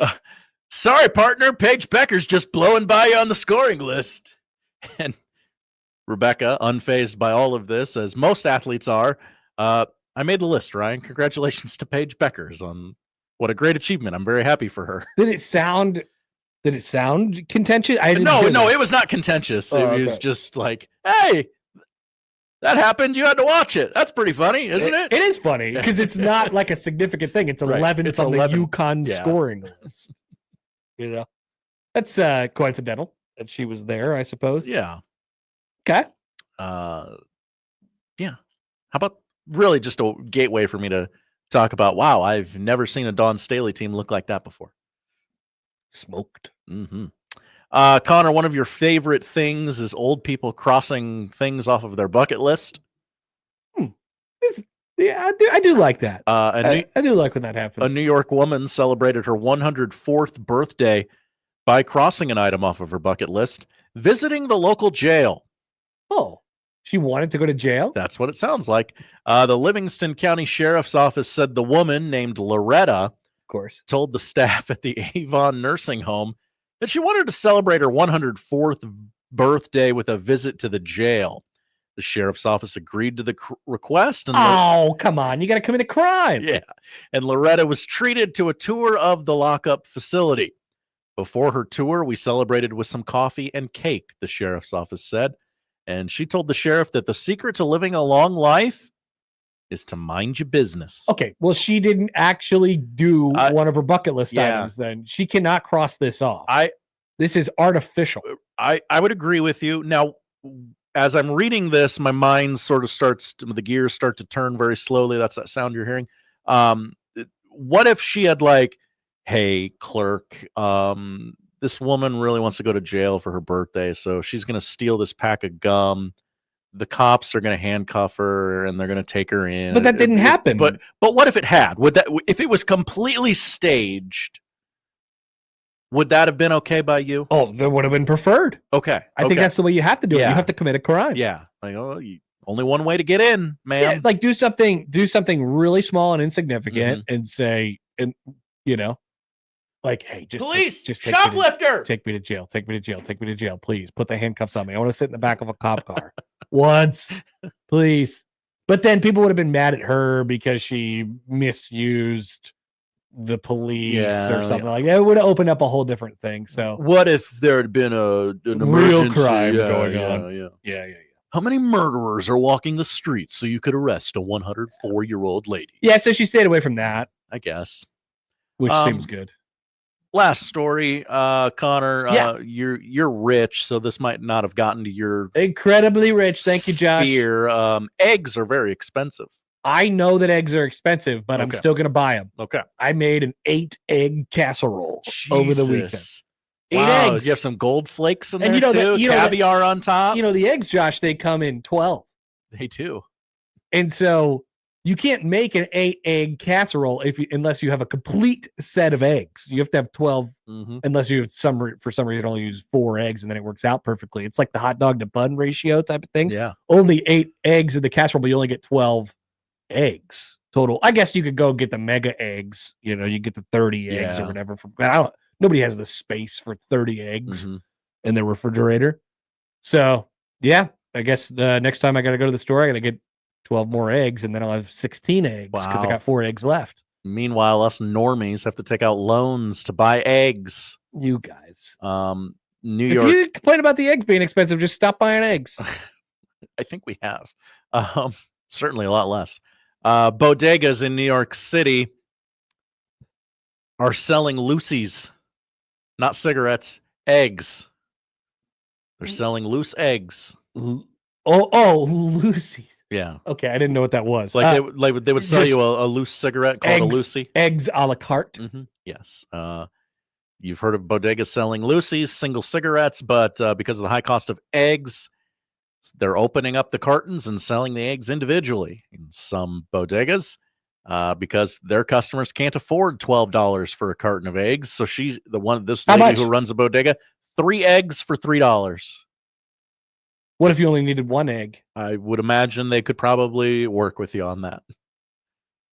I think if you're selling them, you say $1.50 for 1 egg, and then 3 eggs for $3. 3 for $3. Okay. 3 eggs for $3. Yeah, I like that markup. How much are the eggs? Seriously, how much are the eggs? I know they're expensive, and they're more expensive than they have been. But what is the price? Once again, I don't look.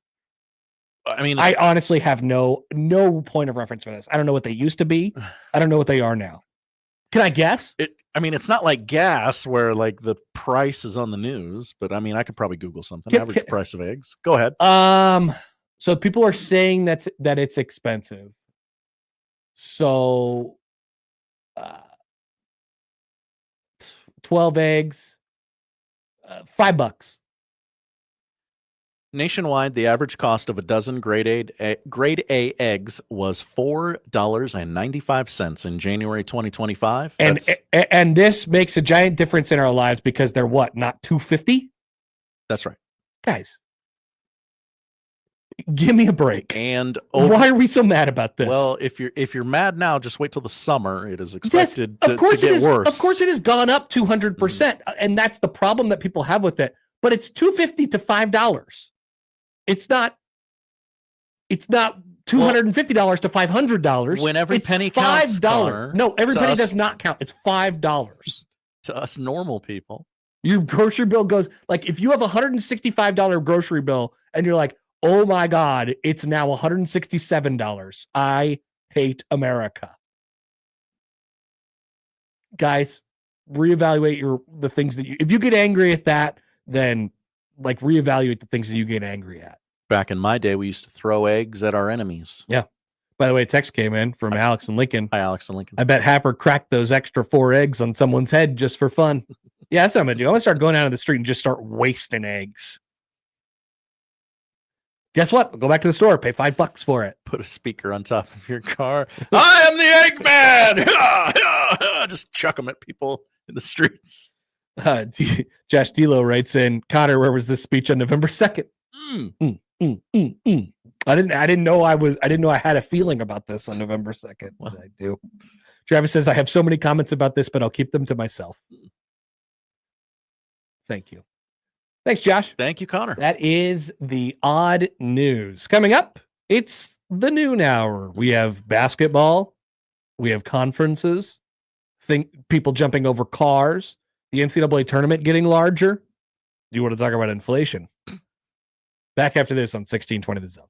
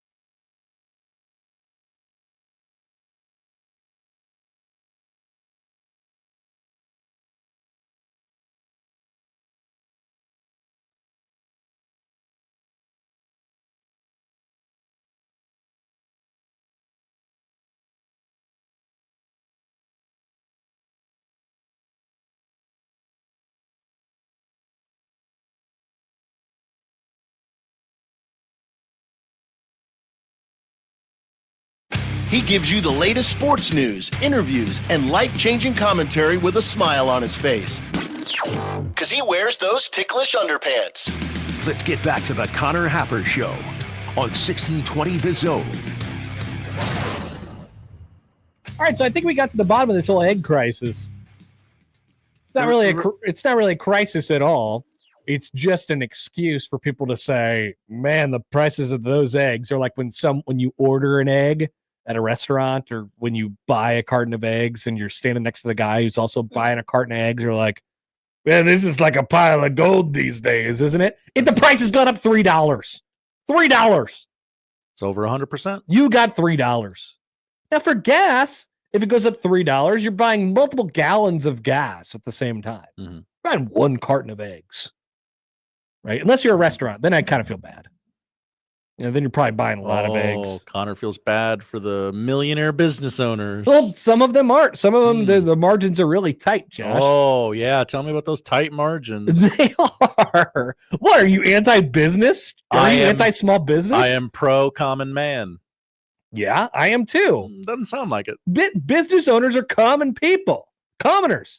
They're buying eggs just like the rest of us, but they're buying more eggs. They buy way more eggs than us, Josh.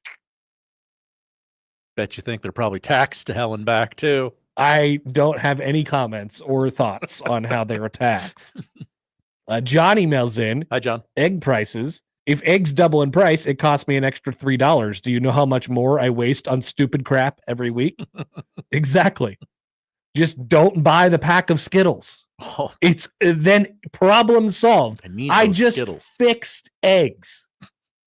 I just fixed I the don't egg. think you fixed eggs. I fixed the egg crisis. I think you fixed the It's American simple. economy. You want your more bang for your buck on the eggs. Great. Just don't spend $3.29 on the pack of Doritos that you were gonna get that seem new and exciting. Oh my God, the golden sriracha Doritos. If you just don't buy them, then your eggs cost the same. Also, where You're the hell are you spending getting this- a bag of Doritos for $3.50? I don't know. I did buy a bag of Doritos, I think, for $4.29 over the weekend. Wow.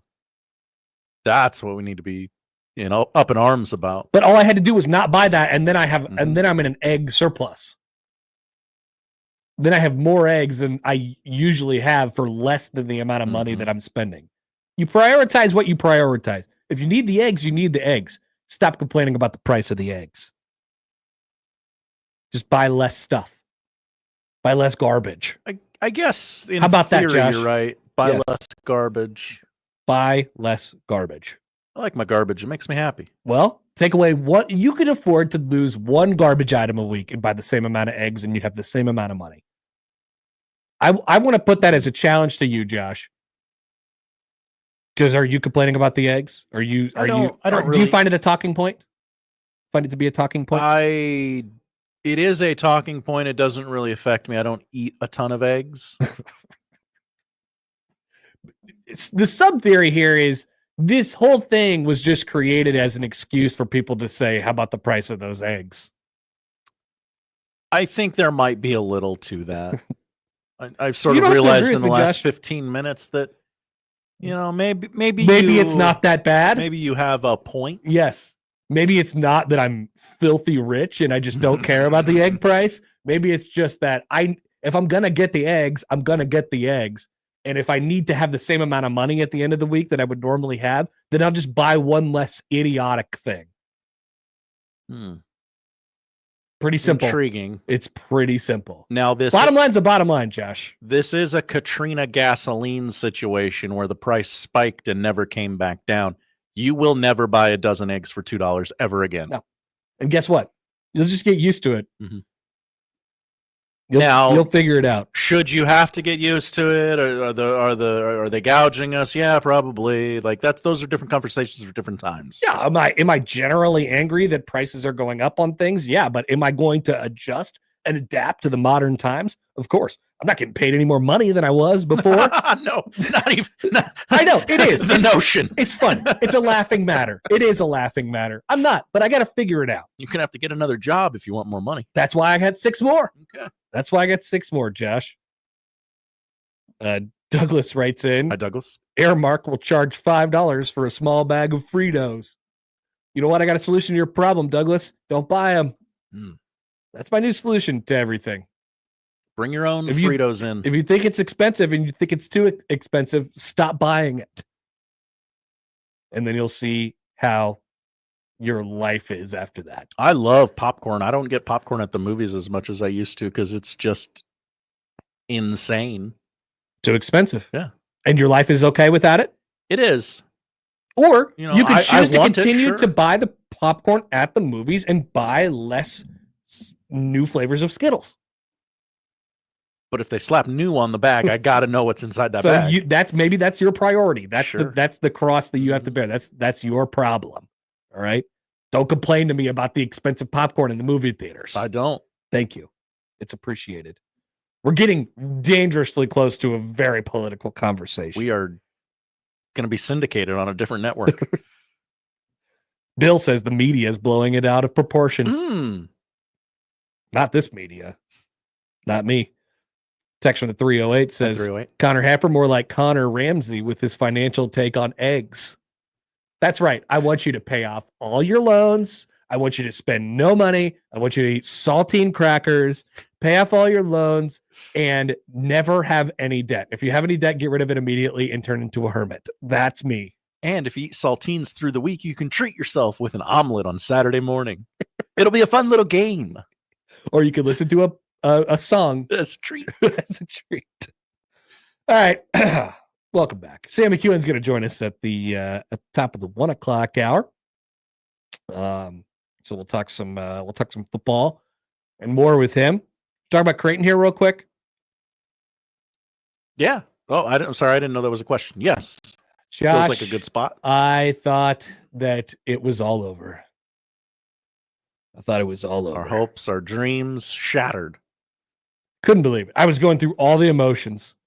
Because it was one of those injuries where it could have been prevented if everybody had played a clean game. Well, there was, okay, but I wasn't even thinking about that. I know people immediately turn their anger to that, and I'm like, no, because he had the like delayed response, like almost like, oh crap, something's really wrong here, and you could see it all play out in the slow-mo shot, and then he stays down, and then he gets help off the court, and I'm like, and it's at Madison Square Garden. I'm like, oh my God.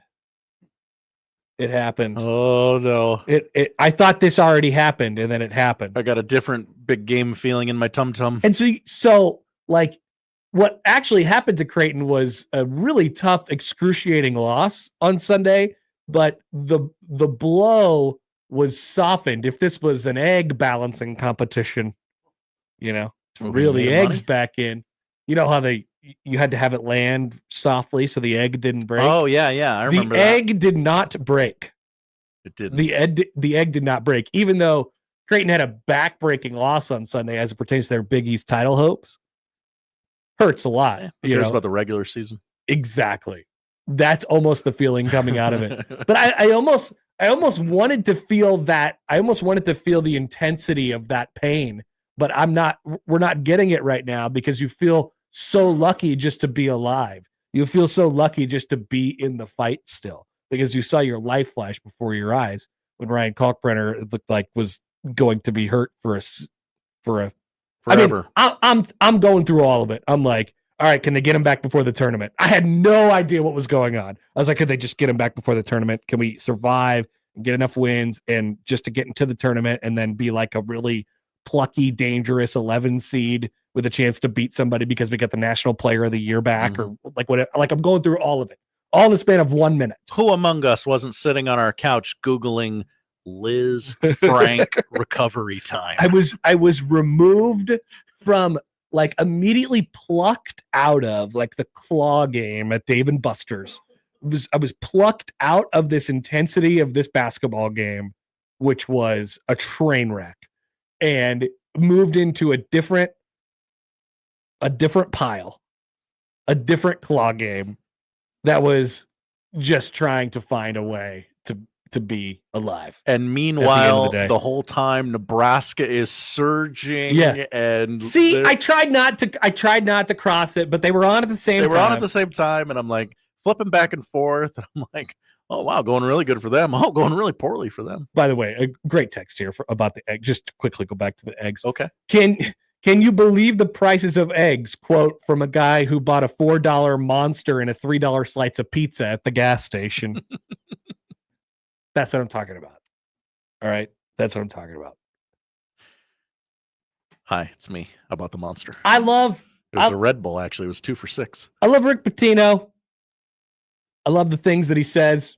You obviously can't believe him because he lied blatantly about having Davion Smith available for him. Yeah. Going into the game. That seems like somewhat of a problem. Feels like those injury reports before the game are pretty important now, huh? I think he's good for college basketball. Yeah, maybe instead of officially Hunan, we should do the injury reports like the Big Ten. But I think he's really entertaining. He's good for the sport of college basketball. It seems great that St. John's is back, and the way they play basketball is disgusting. Gross. It is horrifying. Watching St. John's basketball or playing against St. John's basketball is a horrendous experience. I would not recommend it to anyone. They punch you. They bait you into hand check fouls. They take and make. Really, they don't even make them. The point of them shooting the basketball is not to make the shot. It's to get the rebound afterwards. I think they'd be just as happy just crossing half court, having the time go down to inside 5 seconds on the shot clock, and then having someone whose their specialty is throwing it into the sky so that it landed on the rim and took the highest bounce possible. That way, when the ball is in the air, they could push over the nearest player that they found available to them, grab the rebound, and then dunk it. If they could somehow perfect that idea, they would be the first team to do it. They're horrifying. They travel constantly. All they do is travel. Yes. And it's not enjoyable for anybody. But yet, this formula that they have created for themselves has them at the top of the Big East at the moment. And that is a shame. And really, I blame all of the other teams, including Creighton, for allowing this to happen.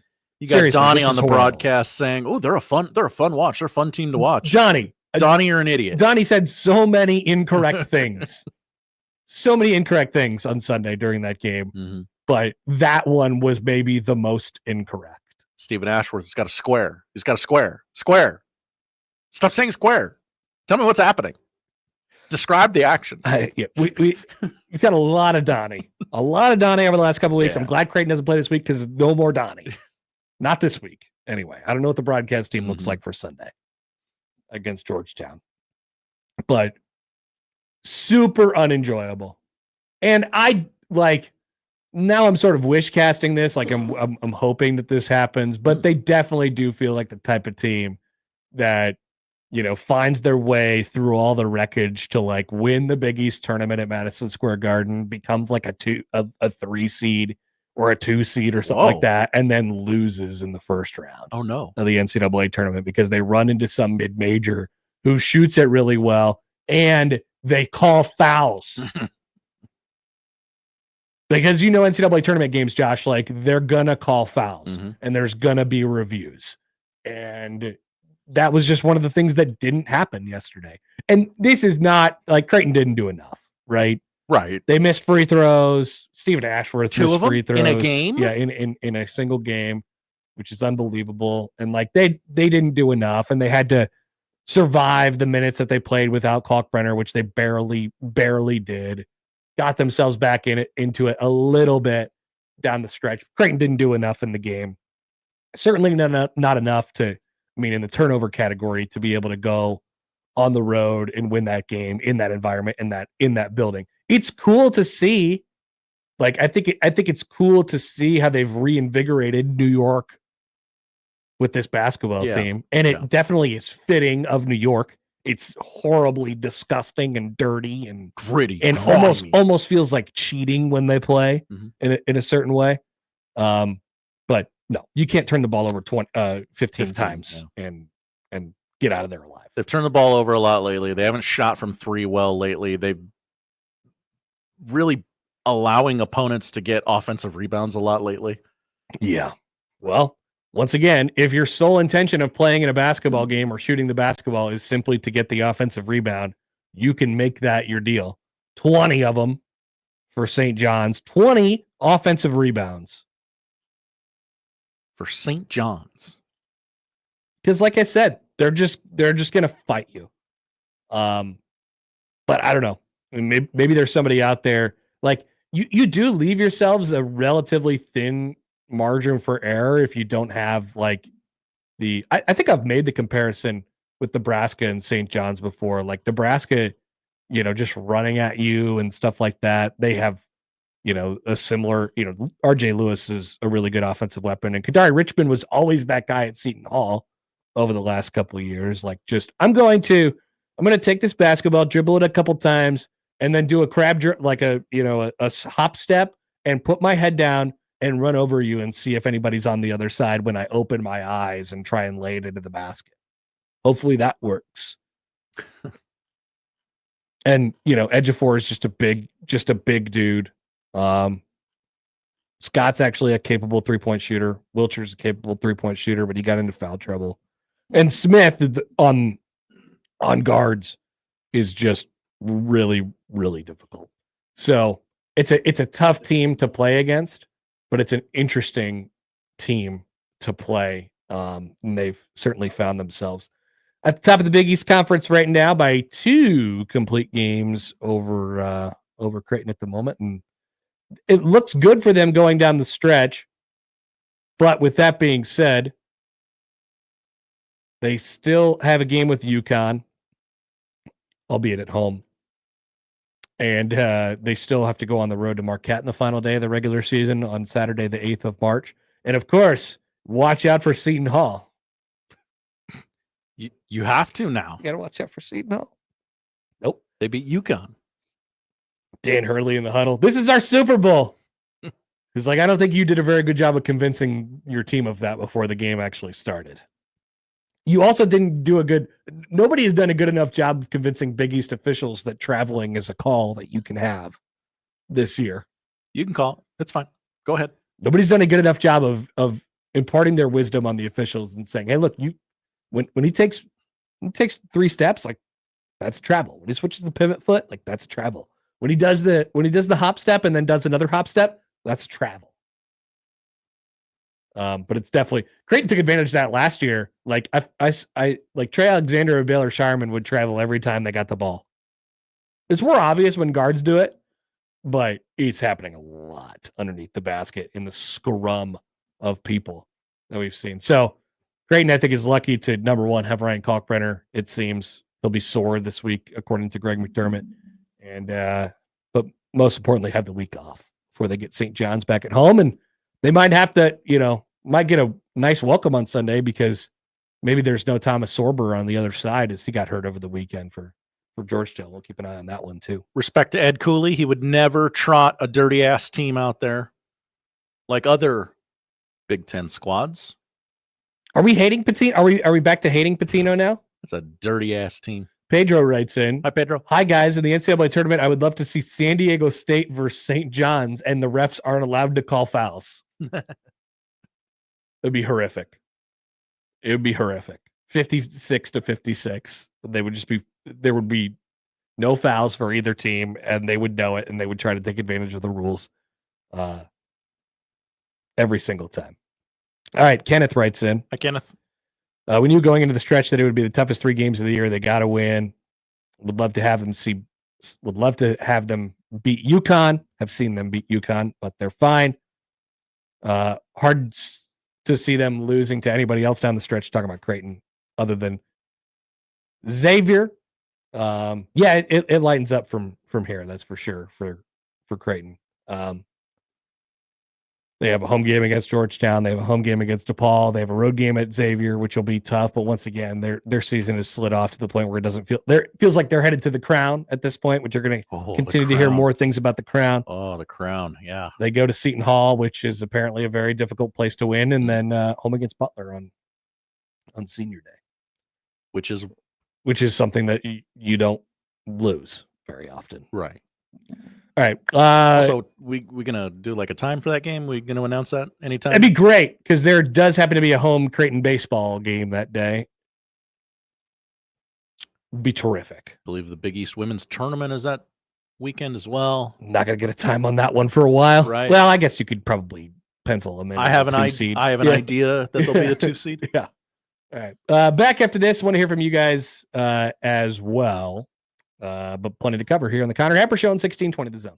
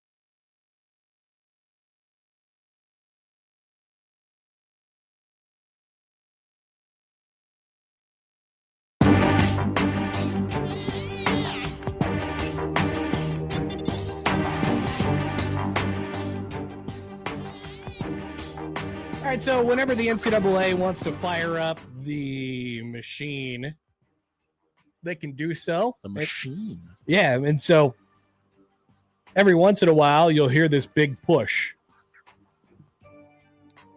Is the NCAA about to expand the NCAA tournament? Here's why it would work.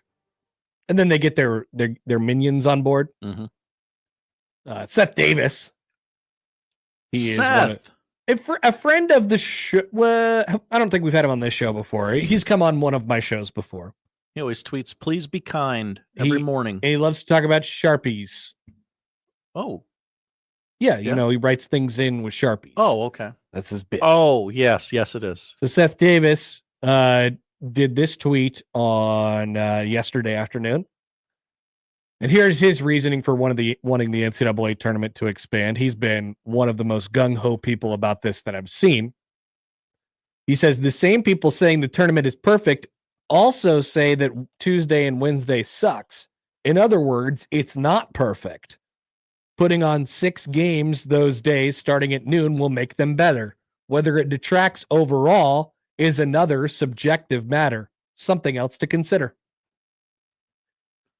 I believe that Seth is right when people say that the Tuesday and Wednesday, aka the play-in games, suck.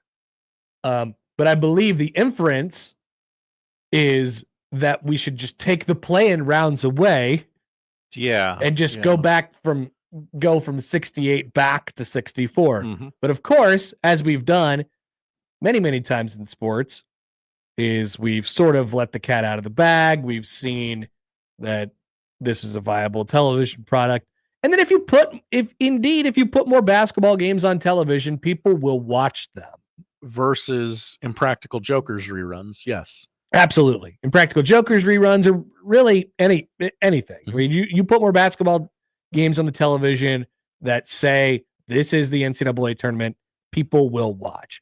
And then what happens when they do this, when they expand the tournament to 76, we'll talk about it in a second. When they expand the tournament to 76, which they're absolutely going to do at this point, they will point to the ratings of those extra games and they'll say, see, you watched it. You must like it. I was right the whole time. I knew this would work. Mm-hmm. Mm-hmm.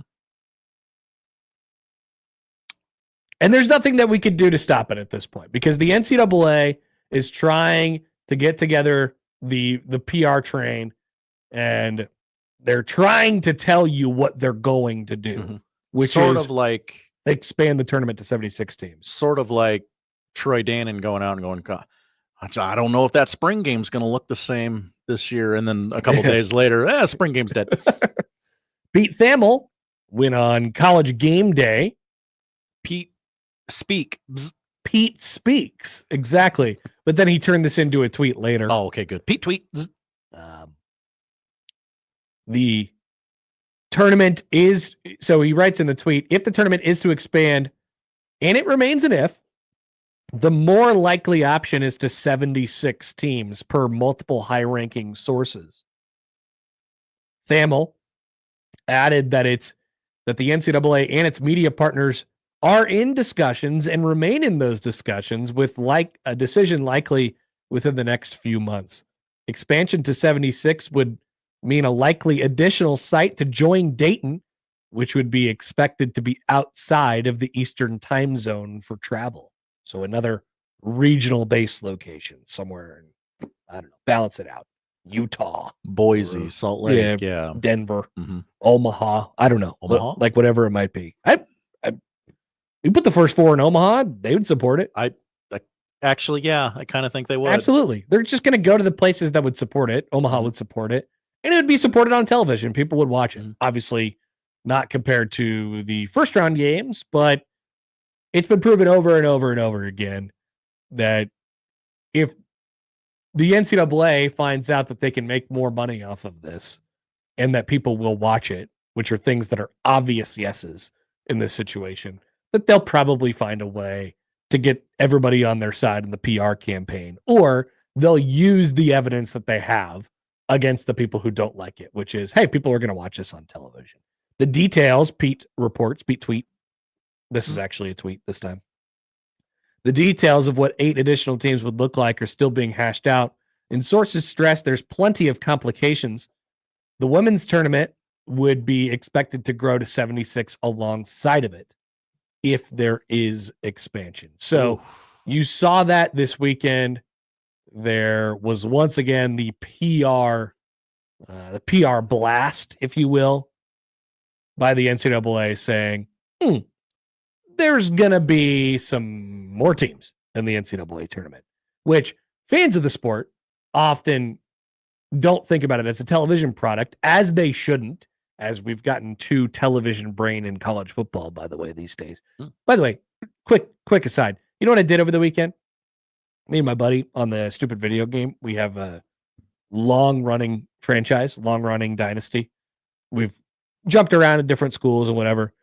What we decided to do was revert all of the conferences back to 2007. Oh, okay. We recreated the Big 12 North, the Big 12 South, all the teams that were. We made the AAC the old Big East. Okay. So the teams that were in the Big East before the Big East turned into a different thing is the AAC, which is the conference that didn't exist before that. Now we lost a conference from Division I that went back to FCS, and that's the WAC. So we just made all the WAC teams independent. There's just like 20 independents. But everything else is back what it used to be. And it is glorious. I bet. It is fantastic. They don't have to worry about all these mega conferences and big TV games and stuff like that. We've gotten very television brained as it pertains to football these days. I get it.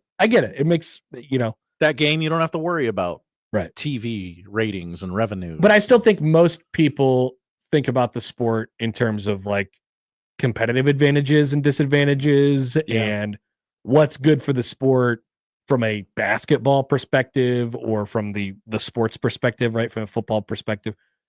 From a basketball perspective, I think having 68 teams in the NCAA tournament is already enough. 64 is enough.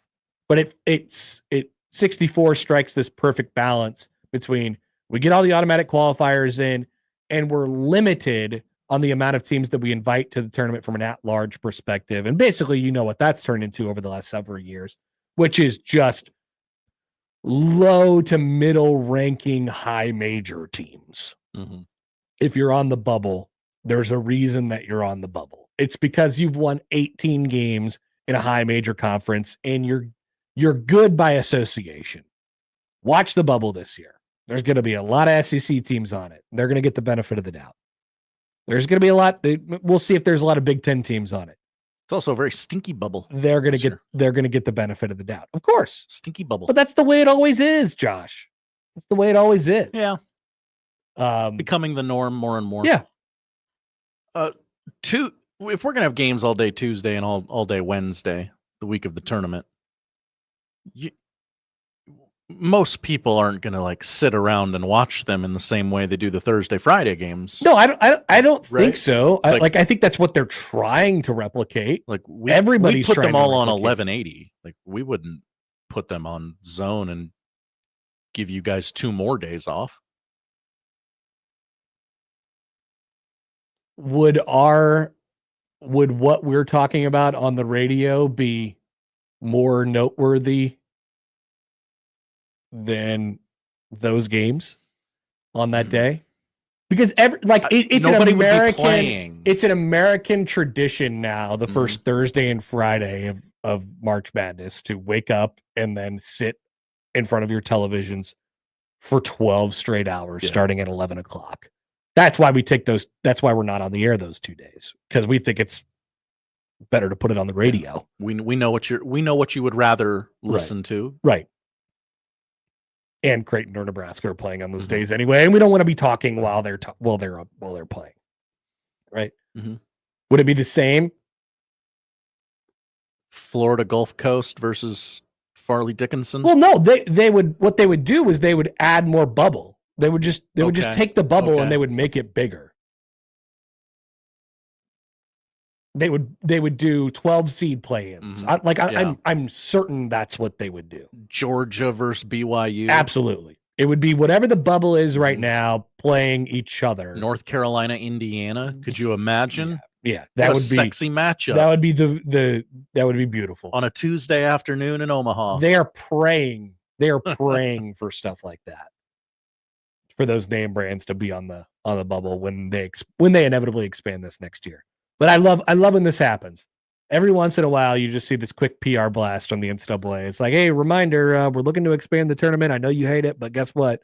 We got a couple people on our side, and they're going to try and convince you that this is going to happen. And it doesn't matter if they convince you or not, because we're doing this, whether you like it or not. Every coach here is going to get asked about it, and they're all going to be for it because it saves their butt. I don't know about that, Josh. I think the coaches could still, because the coaches have to serve their fan base too. And sure, no reasonable person wants to expand it.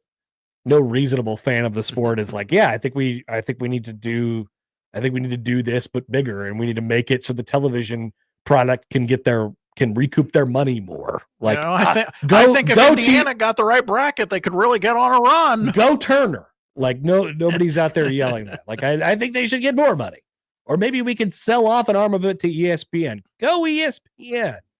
No, I think the coaches could still say, yeah, I think we're pretty watered down here. At the same time, there are some teams that are on the bubble who want to make the NCAA tournament, and they feel like, there's a group of teams who feel like they get shafted every single year. And then they're out there making the cases that it gets bigger and whatever. Adam writes in on the Equitable Bank inbox. Subject line, Lincoln. Lincoln should make a pitch to host the other First Four site. Do they have the hotels required? I think so. Okay. For a 4-team group, I think you could do it.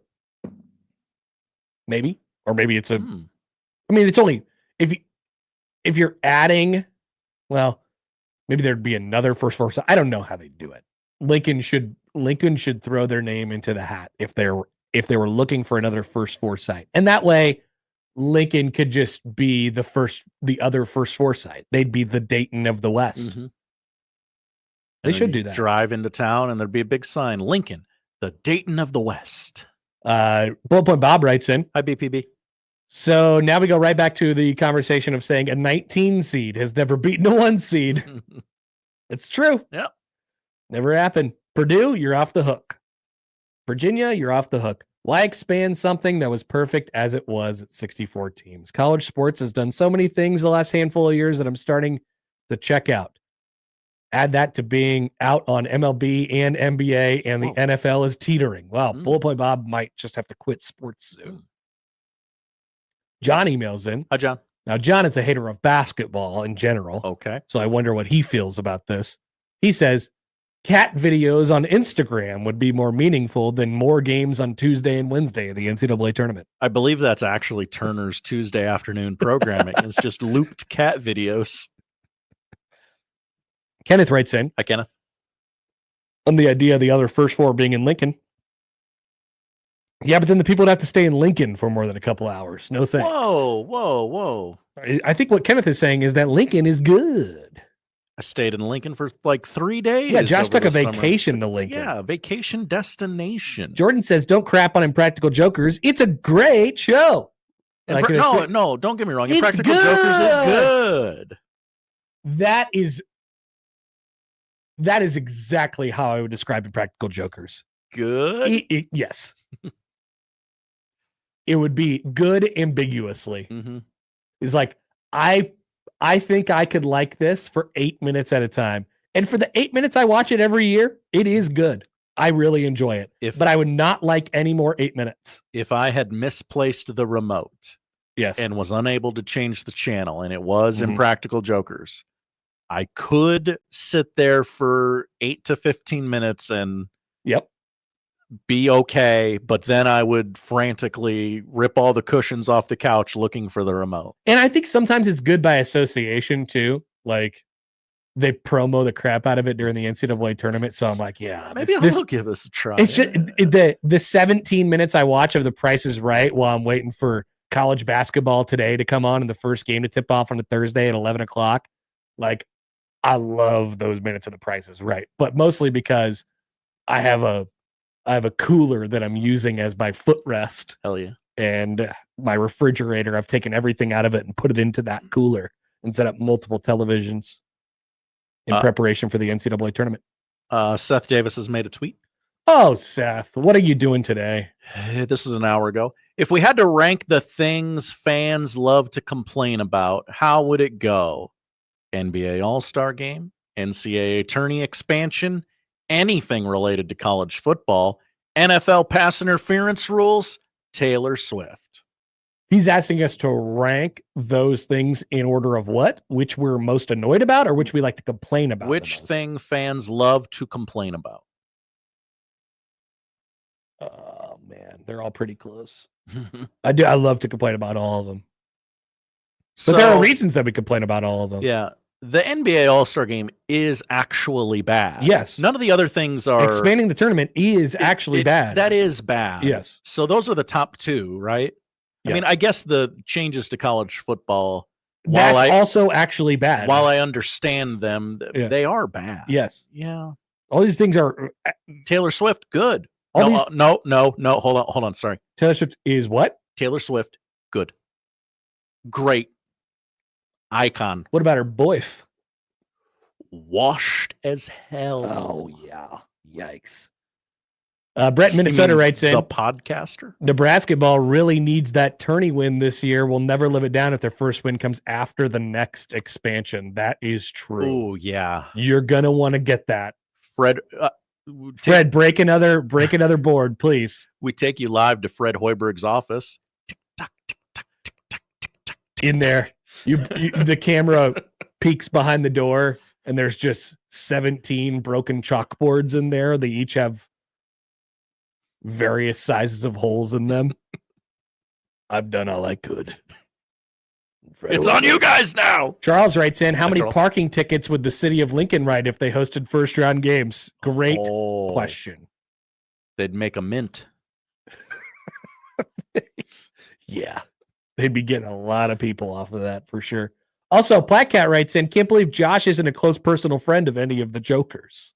It does It's seem actually like kind of an upset. The level that I become close personal friends with. Speaking, I do have an update on close personal friend watch. Oh, okay. Received a text on Friday from now my close personal friend, Frank Caliendo. That's great. I love this.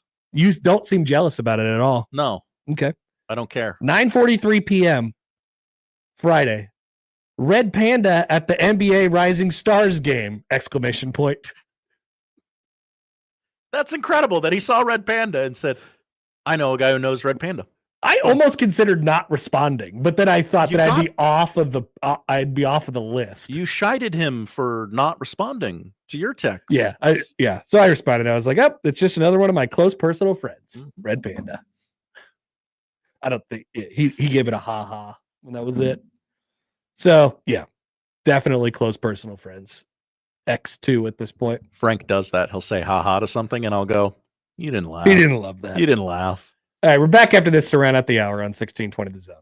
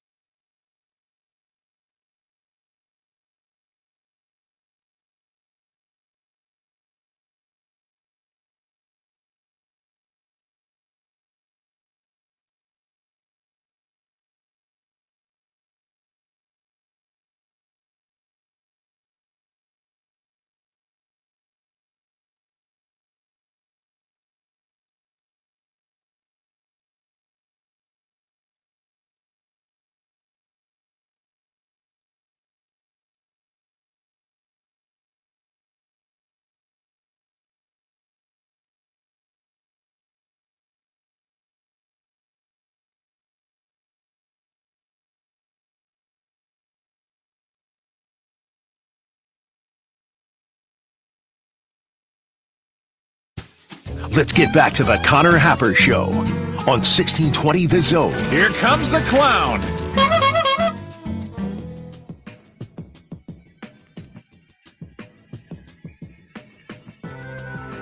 This week's zone deal, Josh, is to Backlot Tap House.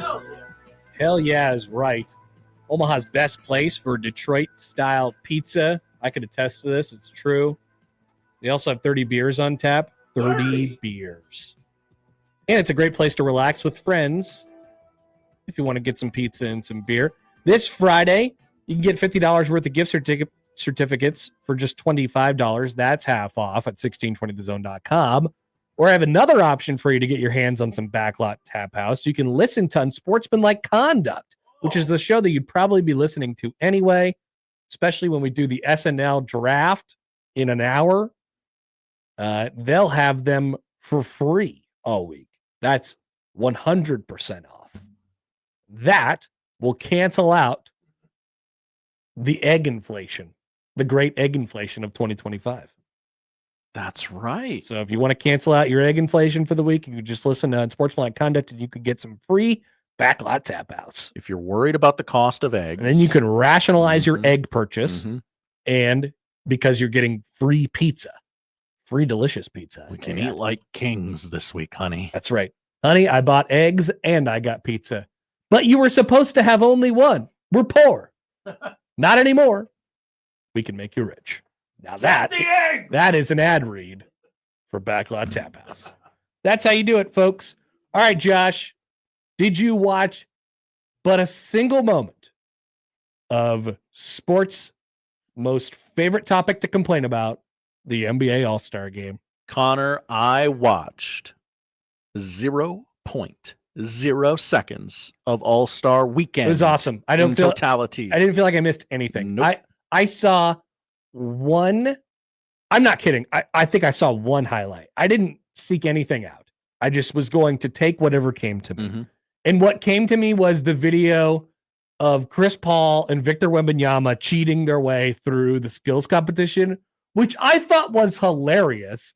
And then the ensuing video of the guy in the suit telling him they were disqualified. And then Allie LaForce trying to get the interview and them saying, no, you cannot talk. Like, I thought we all agreed that this is stupid and idiotic. Yeah. Why are we disqualifying them? And why are we stiff-arming the reporter who was trying to get the information?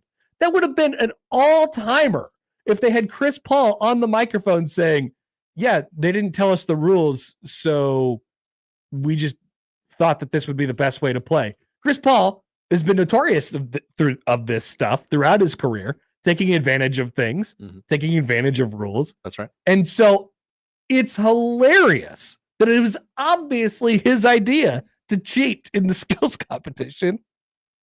But the NBA didn't want to look bad because they obviously didn't tell them that they couldn't do that. Disqualified him and said no and made him say no to the interview. Incredible stuff. Well, he can't get on a mic and go, yeah, this organization is really shoddily run. I didn't know the rules. No one told me. If no one told him, they should have disqualified him. You know? Yeah. We told the guy who lost the let it fly shootout the rules. That's why he got disqualified. He did. Yeah. It was in the contract. Pretty funny. Pretty funny. That is all I saw. Literally the one thing I saw. Oh, yeah. I saw Mac McClung jump over the car. Blake Griffin did that, right? Yeah, but I'm actually cool with people are like, so every year this happens too. So Mac McClung wins the slam dunk contest and now he wins every year. It's 3 years in a row? Yes.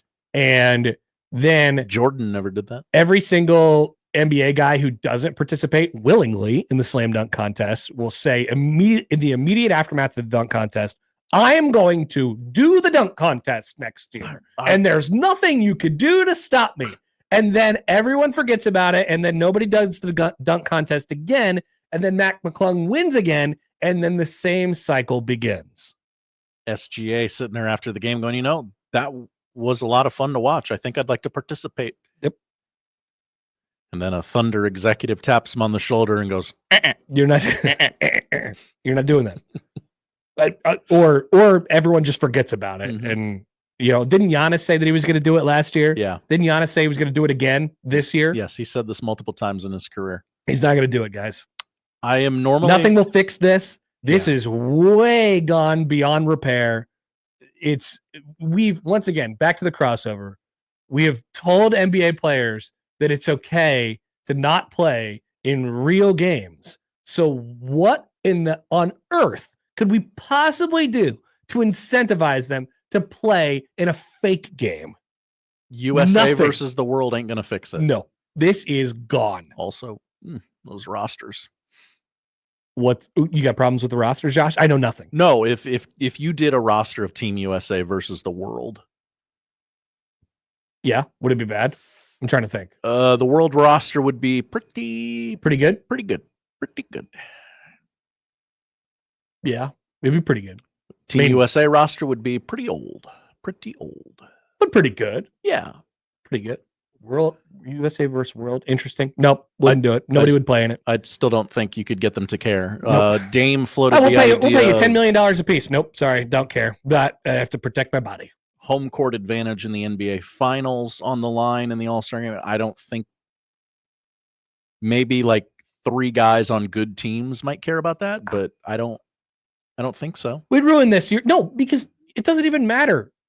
The playoffs, all that matters is that you're in the playoffs, which are expanded.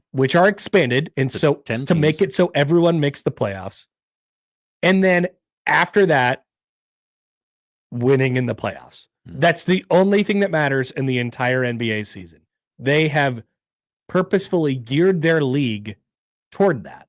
And they're now realizing that they also tanked all of the other days, which it turns out the league it's quite a long season, Josh. Yeah. It's quite a long season. It goes from October to June. Mm-hmm. Some might say too long. They threw away every month that's not April through June to have April through June be good. And don't get me wrong, April through June is good. It is. April through June is good. The NBA playoffs are really good. But the rest of it is it doesn't make you want to watch because the players don't care. All they care about is that they're in the dance, and then when they turn it on, when they're forced to turn it on because there are stakes, they can do it. That's it. That's the story. I'm sure that there's some players who think about it differently, and kudos to those guys. Mm-hmm. But the overwhelming thought through the NBA, including the All-Star game and all the other regular season games, basically, even Christmas now. Christmas used to mean something. It doesn't mean anything anymore. No. It's all gone.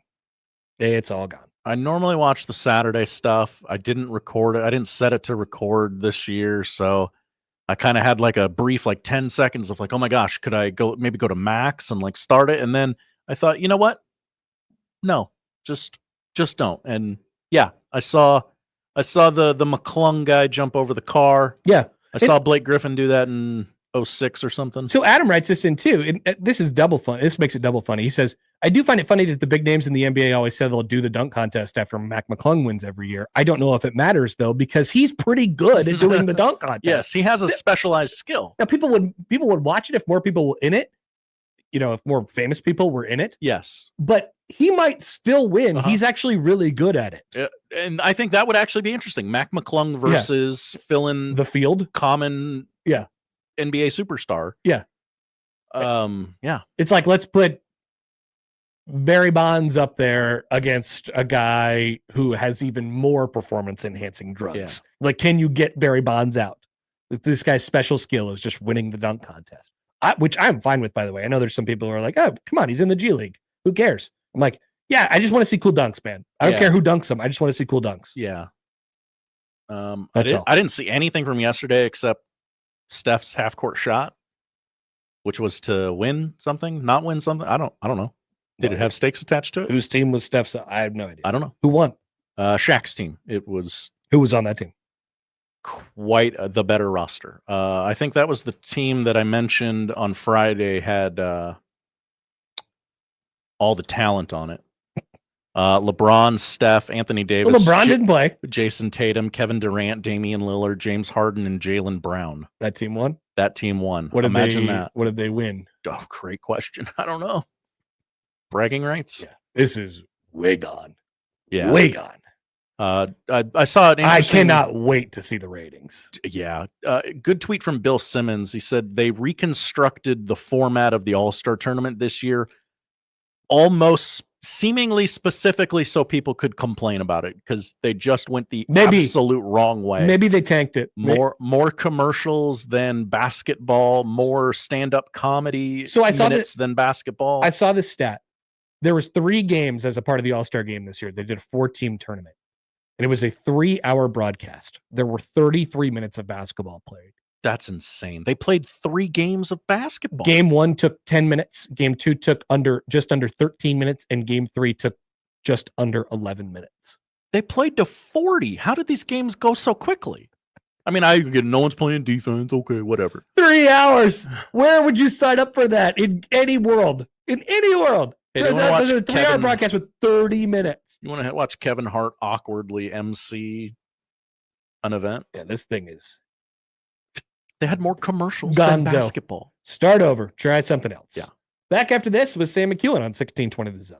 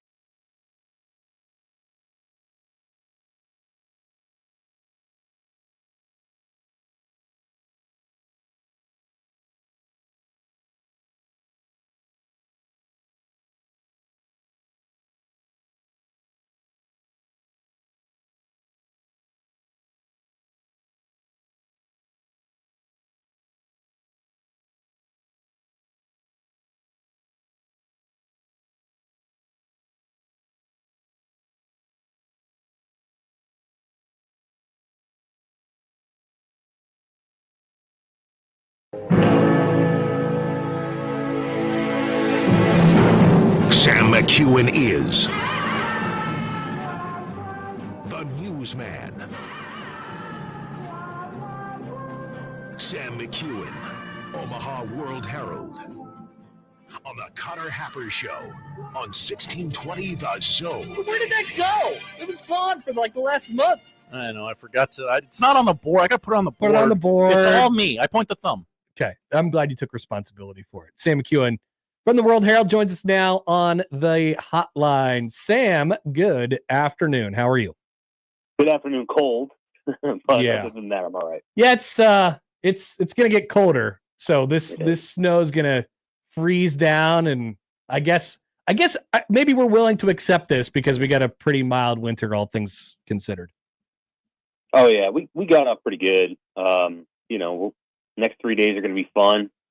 Start those cars, make sure they got gas in them. Make sure that battery's ready to roll. So that's what we'll have to do. Sam, you always do, and you pay close attention to all of our local basketball teams as we head down the stretch into the latter portions of February and into March. I'm curious just what you think of the trajectories of, both the Nebraska and Creighton men as they look to be headed toward the NCAA tournament at this point, and also the women's side. You cover women's basketball pretty closely and have as well. I guess, how do you feel about where these teams sit at the moment compared to maybe what we thought they might be going into the season? Is there an overachiever that sticks out to you? How do you feel about them right now? I think it's about where I would have thought. I thought Nebraska would be higher, but then of course, they don't have Natalie Potts. And so you can't, there's really nothing you can do about an injured player. And so Nebraska's down what I would consider to be their best player coming in, through a couple of games this season. So either she or Alexis was probably the best player on the team. And so to lose that player is really hard. But they're hanging in there. I think they'll make the tournament. They probably need to win 2 more. And they need to find a way to win one of the next 2 at home and then go and win at Northwestern, which they should do.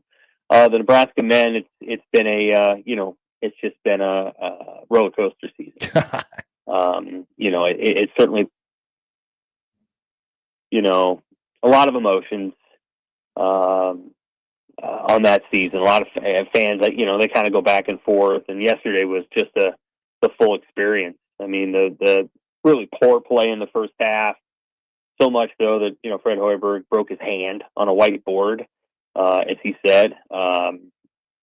And then the way they played in the second half was as good as they could have played. They played really well. So there's that. I think Creighton's about where I thought, and I still think Creighton's got a chance to make the Sweet 16 on the men's side. I really do. I think that's a team that you're not going to want to play once you get to the tournament, and once you have to deal with Jemiah Neal's athleticism with Ashworth and Kalkbrenner being great as they are, and then Fedor coming on, and Isaac Trout hitting a couple of threes. That's a team I don't think a lot of people want to play come tournament time. And then the Creighton women are what I thought they would be. Yep. I think they've pretty much been who I thought they would be. I think there's a kind of team that's going to be hard for them to beat, and that's the team that has an elite center. Mm-hmm. And the teams they played this year, they've lost 4 games. One of them was to SDSU in the season opener. But other than that, they've lost to teams with elite centers: UCLA, Kansas State, and UConn. If the other team doesn't have that, I think Creighton can beat almost anyone. And so they'll put a thrill into some folks, I think, as the season goes on. And they're probably going to walk into NCAA tournament play with 24, 25 wins. They'll probably win 3 on the way out here, then maybe lose to UConn and be 25-4, something like that. Some incredible feat. So they'll probably be 25-4 going to the Big East tournament. So they're probably a 5 or a 6 seed. I don't think they'll get up to that 4 line. They'd have to basically win out. I think they'd have to beat UConn at UConn, win out, and then probably win the Big East tournament, and then they might slide into that top 4 seed and be able to host. But that's really the only blemish on the record. They've had a terrific season, and Jim Flannery's had a great run here in the last 5 years. Sam, you mentioned this is something that we spoke about a little bit earlier on this show, and I asked Schaefer about it too. Like, you talked about the emotional roller coaster it is with Nebraska basketball. And then I think about I think about their last couple NCAA tournament teams. Last year they had a little bit of that. The 2014 team certainly rode a really, really hot streak into the NCAA tournament. It's sort of been a staple. And then they've rode the downside of that emotional roller coaster a couple times with teams that we thought were pretty good as well. Why does it always feel like that's at the center of Nebraska men's basketball? Or am I wrong in sort of picking, am I saying too much about the emotion and how much it factors into results for Nebraska basketball? I think some of it is that, when a program lives, metaphorically speaking, paycheck to paycheck, season to season, you have a little bit of that volatility in your fan base. I think there's some fan bases who are emotional because they expect to win the national championship every year, like Duke. And then there's fan bases that I think are somewhere in the, we know we're pretty good. We don't know exactly how good yet. We'll get up for the big games, but we're not going to ride that roller coaster all the time. I don't think UConn fans, for example, are panicking over losing to Seton Hall. Angry but not panicking, bro.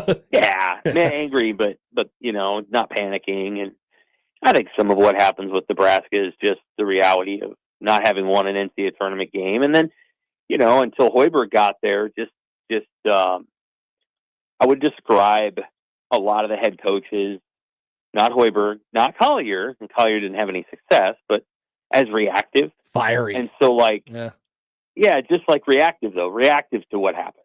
And so Nebraska could get on a roll and Tim Miles was, could do a 5-minute comedy set. I mean, he's a hilarious, captivating speaker.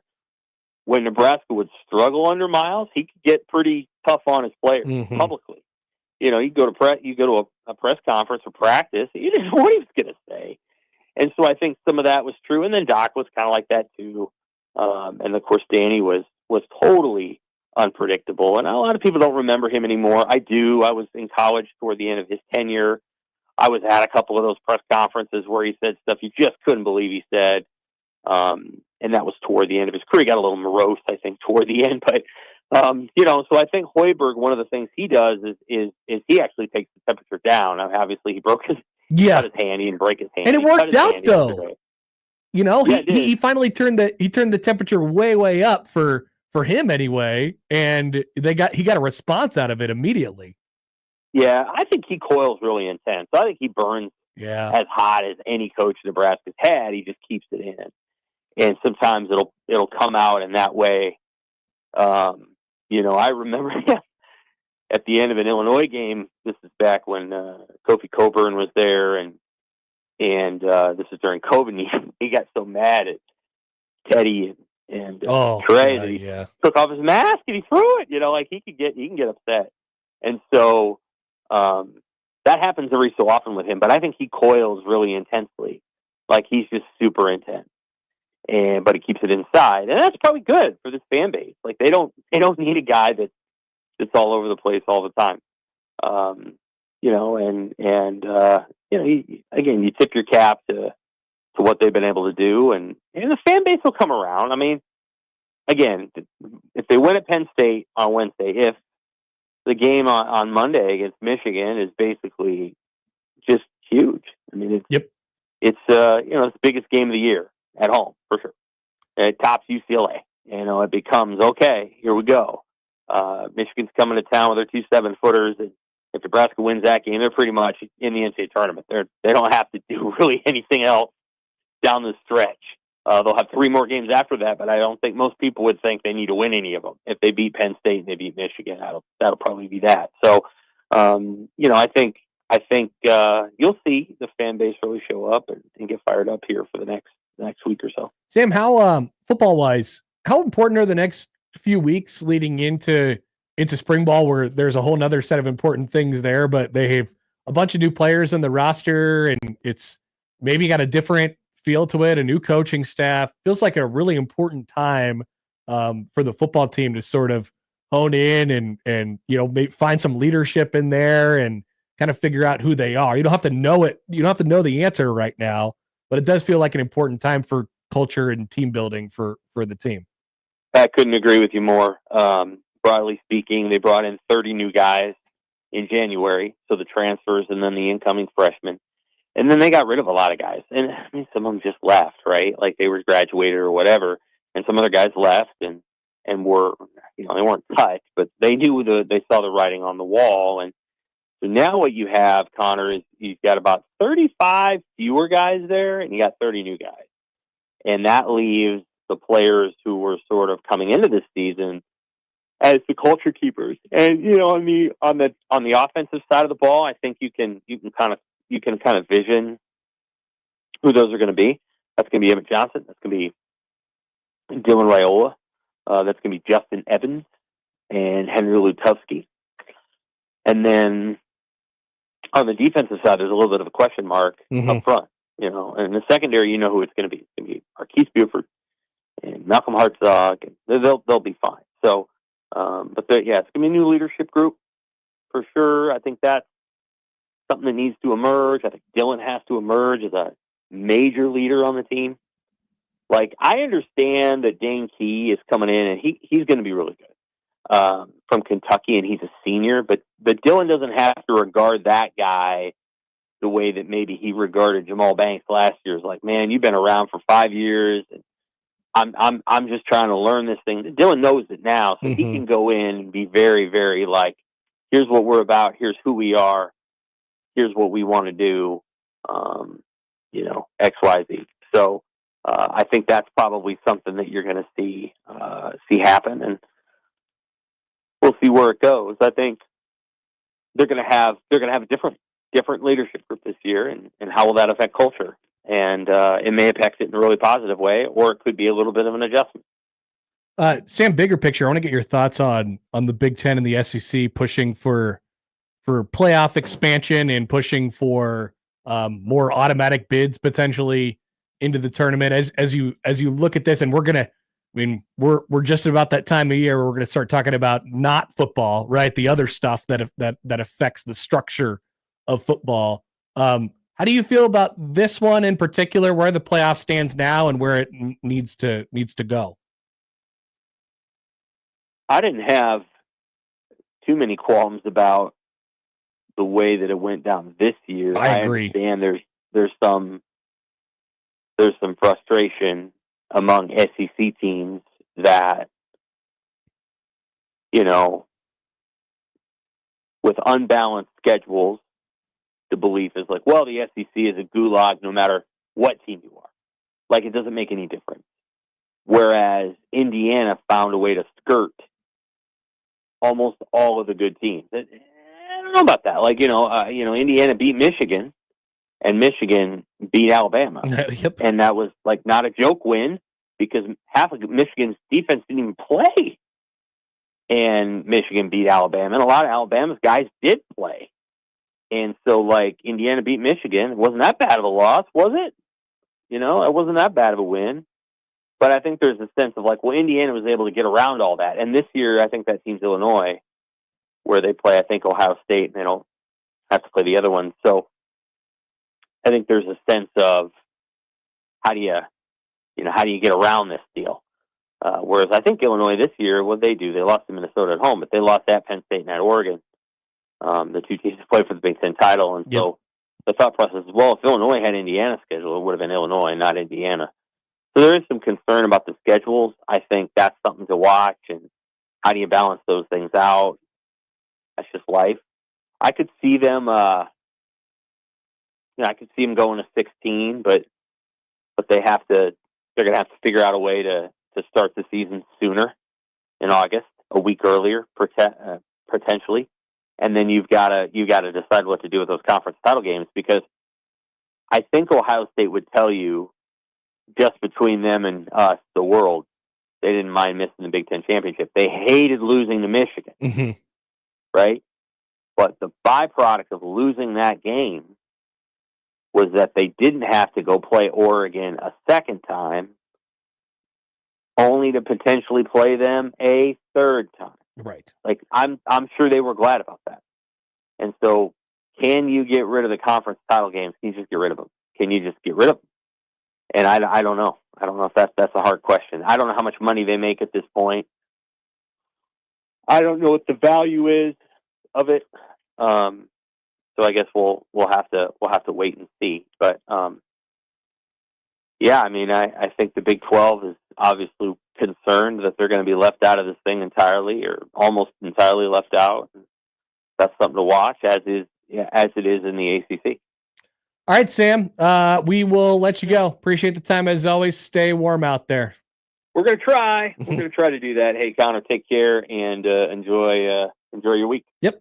That's Sam McKewon from the Omaha World Herald. We will talk about that a little bit coming back. What I just asked Sam about. There was a Ross Dellinger story over the weekend. SEC Big Ten building momentum to further expand the playoff to 14 or 16 teams. And what Sam hit there at the end about the conference championship games, I think, comes into pretty clear focus after you hear about this plan. So we'll talk about that just a little bit. And there was one more topic potentially that we had to get to. That girl is topic. Oh yeah, Josh, I wanted you to be able to get on your soapbox for hockey. You love hockey, right? Hockey did some good stuff. A sport with no all-star game problems. We'll save the the SNL stuff for the crossover, which don't miss our draft, which I feel woefully underprepared for. I feel as if now I did have some notice here, but I didn't, John was like, hey, we're still going to do this draft today. And that was like 5 minutes before we went on air. So if I make a bad draft pick, just know it's for lack of preparation. That just get the your show pick after in. us had 4 more hours to prep. They probably have been working on this for the last 4 hours and not the show. Meanwhile, I've been doing the show. Disadvantage for you. Just get the pick in. Don't be like the Vikings. Yeah. I just failed to get the pick in. Just got to go with it. Back after this on 1620 The Zone.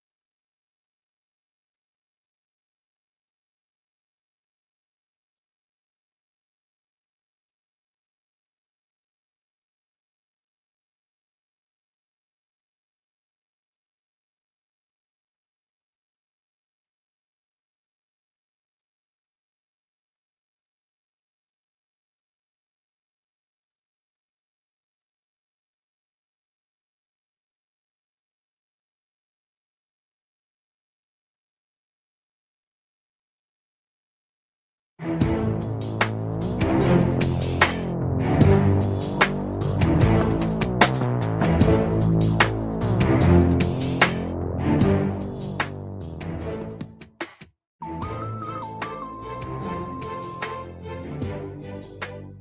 I'm excited for this this draft. We'll see how it goes. Did a little I wanted to bounce a board, couple, yeah. I wanted to bounce a couple things off of Josh. Just Connor, to make sure I was okay. Connor. You want a big board? You want a big board in that room? Big board. Todd. Connor. Douglas writes in, Josh O break a whiteboard next to Connor so he takes the SNL thing seriously. Gotta keep our composure. Yeah. I might want to pick that guy. Mm-hmm. I wouldn't wait. Yeah, he'll go pretty early. I was just thinking. So I got my big board. Like, if I don't get a combination of these, like 7 or 8 people in my first 4 picks, I'm going to be disappointed. Now, and then I was just trying to come up with a list, and I cannot say them out loud at this point. But I was just trying to come up with a smaller list of people that are just like either undrafted free agents or late round, like they were on nobody's big board. I'm not going for top of the line stars anymore. I want like incredible role players. Like, dude, like this person could be on special teams for me, all my special teams for a decade.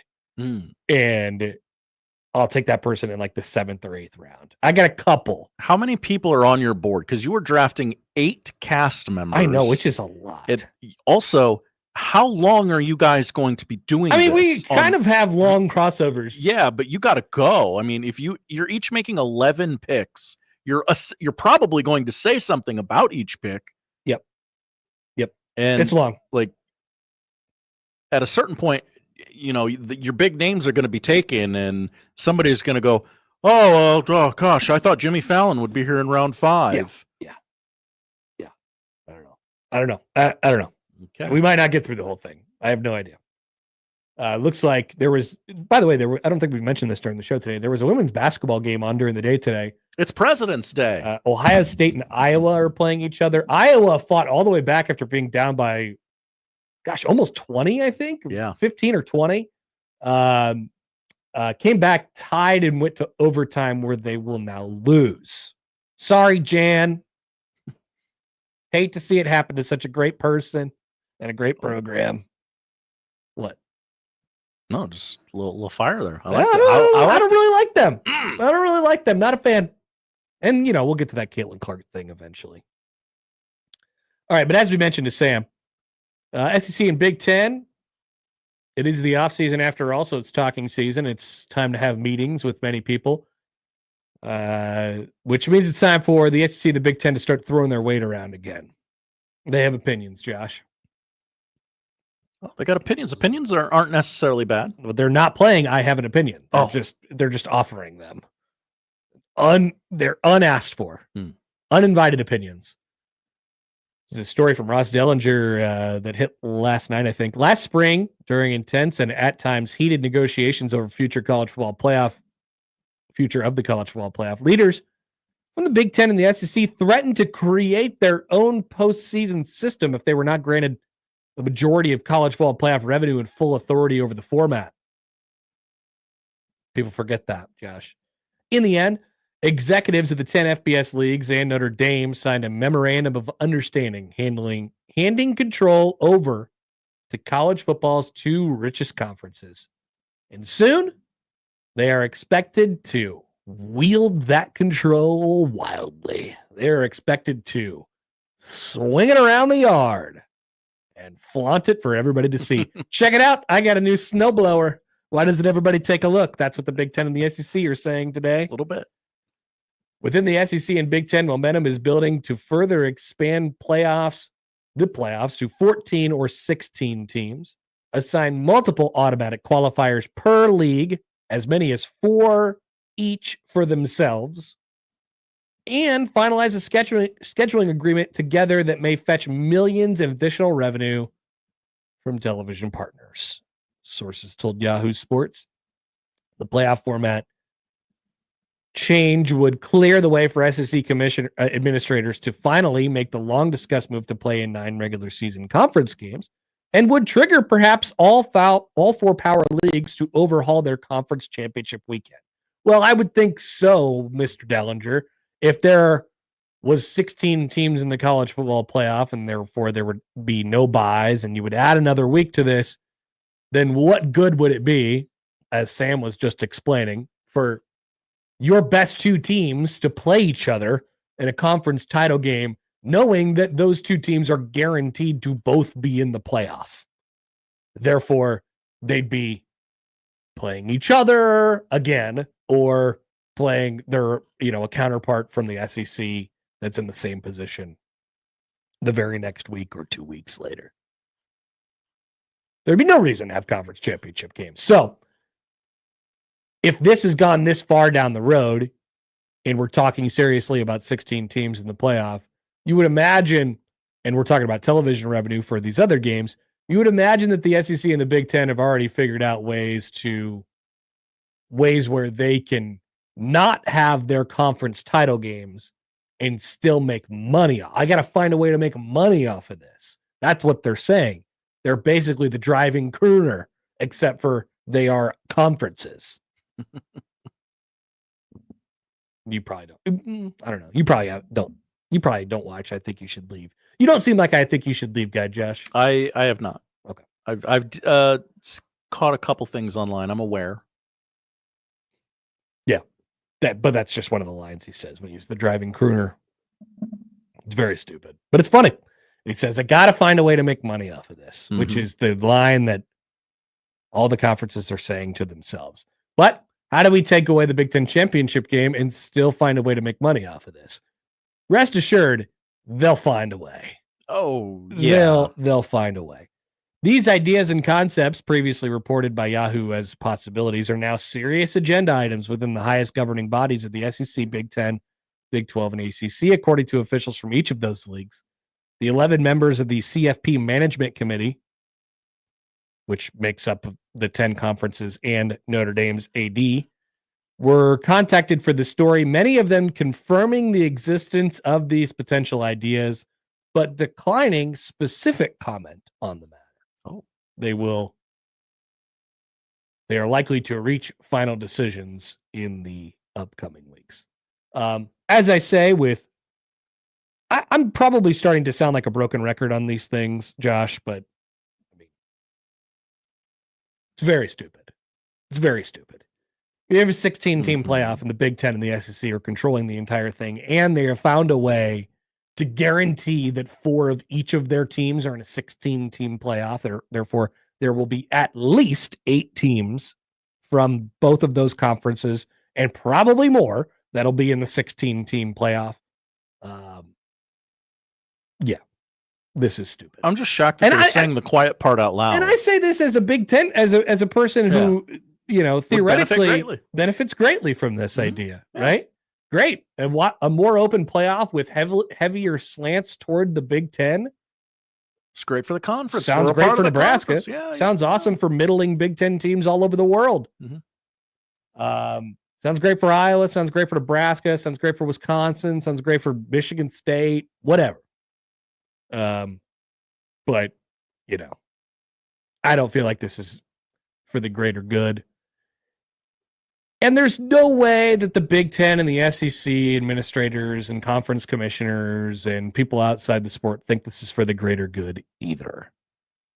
Or they probably don't think about it and probably just think, how do I get more teams to the playoff? How do I make more money? And got to find a way to make money off of this, Josh. Not like Big 12 idea commissioner man is going to stop them. Stand up like, no, you can't bully us into having more. The best teams shall make the tournament. So on that, first of all, let's throw out some potential ideas for a format.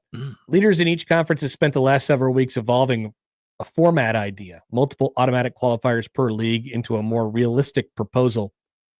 The 14 or 16 team model would grant 4 automatic qualifiers each to the Big Ten and the SEC, 2 each to the ACC and Big 12, and 1 to the highest ranked group of 5 champion. It includes 1 or 3 at-large spots. One of those intended for Notre Dame if it finishes ranked inside the top 14. a guarantee specifically designated for the Irish that is part of the CFP memorandum. Officials describe the 14-team format as get this, a 4-4-2-2-1+1 model. Super easy. Was this the end of Clue, the movie? 4-4-2-2-1+1. What do you think 4-4-2-2-1+1 means? You gotta say it slower. 4-4-2-2-1+1. Plus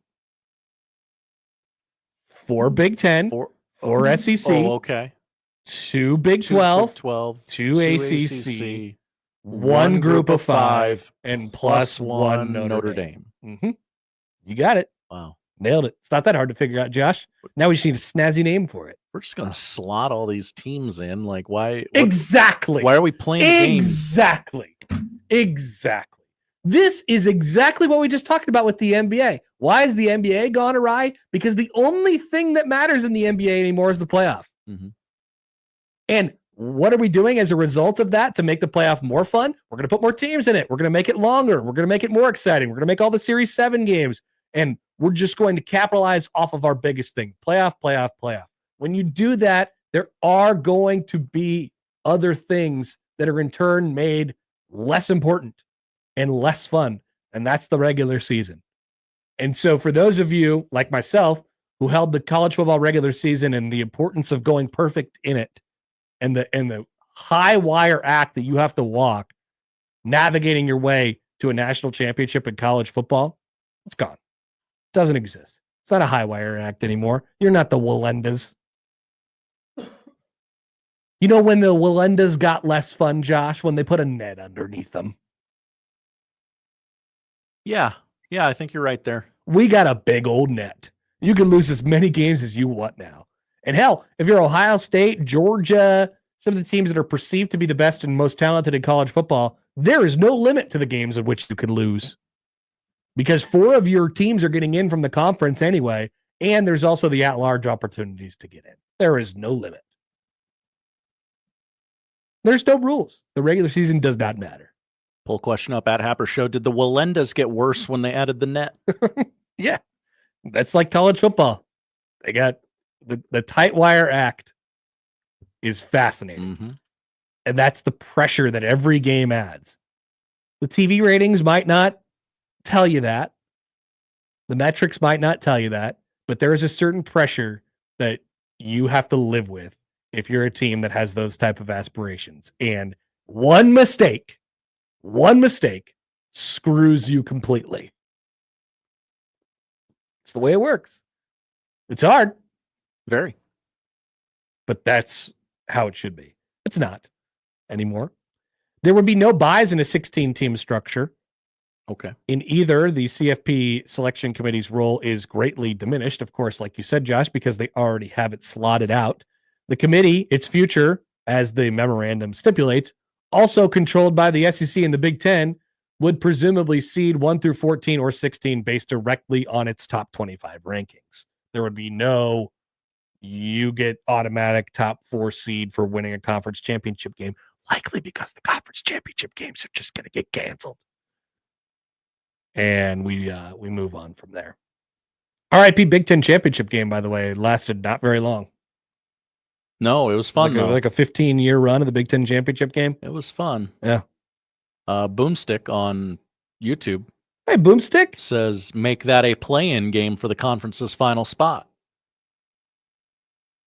So you're saying put the 4th and 5th best Big Ten teams in the conference championship game. It's like if you've won 9 games, you're automatically eliminated from the conference championship game because you're too good. And then you put... Well, yeah, I mean, you'd call it something different. No, but I think what Boomstick is saying is you make that basically a bracket buster. Ooh. The winner of the game gets in, the loser of the game goes home. But you can't tell, like Ohio State's not in that game because they're in. They're undefeated. That game would have been... It would have been like Illinois, Ohio State. No, not Ohio. Well, read me the Big Ten standings from this year. Oregon 9-0. Oregon 9-0. Indiana and Penn State 8-1. Mm-hmm. Ohio State 7-2. Yeah. Illinois 6-3. Now Iowa also finished 6-3. Ohio State finished 4th at 7-2, so there's a nice little cutoff line there. So the guarantee is to the first 4. So maybe what you're doing is you're fighting for that last at-large spot in the conference championship game, the Bracket Buster Conference Championship game. Mhm. So you move it one spot down. Who's that? Illinois versus who? Iowa. Both finished 6-3. Amazing. Sounds great. Joel writes in. Hi, Joel. From the folks who brought you Flex Protect Plus. Here's 4 + 4 + 2 + 2 + 1 + 1. 4422 1 + 1. Josh. Now in the make me a t-shirt. If we did the Big Ten playing game in the SEC, Ole Miss, Alabama. Perfect. Who says no? 9-win both of those teams who lost to garbage teams. Awesome. Big log jam at 5-3 in the SEC, though. By the way, a quick one here from Omaha Adult Baseball. Hi, Omaha Adult Baseball. Iowa versus OSU women's basketball. Great lead in for the Caitlin Clark news. Oh, we ran out of time. Oh, we're right there. Get to the polls. We'll tell you what to watch on 1620 The Zone.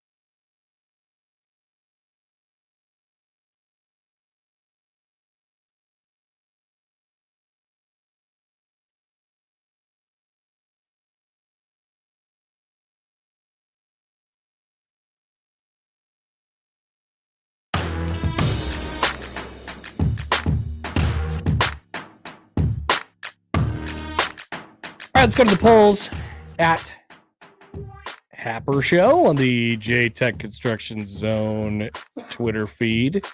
I had to say to some, what were we talking about where it was still AM radio this weekend? I can't remember what it was. But, maybe it was in response to the Creighton Twitter fan base turning Russian or something like that. Yeah. Even if it's Russian, it's still AM radio. Anyway. Duh. At Happer Show, did Connor Happer fix eggs? I believe I fixed the egg crisis. It's called spend less money on other things. Ever heard of it? Not for Josh. No, I have to get those new Skittles. I have to get the new flavored Red Bull. What if it's the best thing I've ever had ever? If you just gave one of those up a week, then you would be able to put food on your family's table with eggs. They're pretty scrappy. They can figure it out. I fixed eggs. 65% say no. Oh. I did not fix eggs. 2 more poll questions. Is Lincoln the Dayton of the West? It certainly could be if it wanted to throw its hat in the ring. Yeah, it could be. 66% say no. Oh. It's not. And finally, very early returns here. Did the Wallendas get worse when they added the net? I got less interested, I'll tell you that much. Currently very early returns, like I said, but 80% are saying, 75% are saying yes. Wow. Yeah. You nailed that one. Yep. Absolutely. Stop the count. All right, Josh, those are the polls. What are we watching tonight? We are going to watch a little bit of college basketball. It is Big Monday after all, and ESPN's got a couple of barn burners for you. At 7 o'clock, it's number 3 Duke at Virginia. Whoopity-doo. All right. And then followed at 9 o'clock by number 13 Arizona at Baylor. That's a little more interesting. Okay. Women, Ohio State, number 9 in the country, just beat Iowa in overtime. People forget. That's right. Number 14 K-State at number 18 West Virginia going on right now. Number 13 Duke at number 2 Notre Dame, 5 o'clock on ESPN. The NHL, the Four Nations face-off continues, the only league without an all-star game problem. The United States plays tonight. Who are we playing? Sweden. Oh, I don't hate them as much as Canada. Well, through everybody's played 2 games. America, the only country to have won a game in regulation in this tournament. They are dominating. USA. 7 o'clock, TNT, True TV, and Max. College baseball. A couple minutes away from Nebraska taking on GCU on ESPN Plus. And the newly ranked number 23 Nebraska. They moved up one whole spot. What is I was going to ask this today. What is the standard baseball poll? Because I see a lot of teams just cherry picking whichever poll they want to. There's no wherever we're ranked highest. Right. The AP poll is the standard poll for football. And then when the college football playoff poll comes out, it's the college football playoff ranking. What is the standard poll for baseball? Is it, have we all agreed that it's D1 baseball now, or is it still Baseball America? D1 baseball is the best at like self-promotion. Is it some random podcast now? Who knows? I vote D1 baseball. All right, cool. And last but not least, tonight on HBO at 8 o'clock, you can watch it on Max as well. We beat the Dream Team. It is the behind-the-scenes story of the only game the 1992 United States men's Olympic basketball team lost, as told by the young college players who beat them. If you remember, that Dream Team played one exhibition game against a team of college all-stars, lost, and they were very upset about it. Who was on the team? Do we know any good names? Christian Leitner, I think, was. Chris Webber definitely was. Some other college guys around that. I met Grant Hill. June 24th, the Dream Team lost to the NCAA team 62-54 after underestimating the opposition.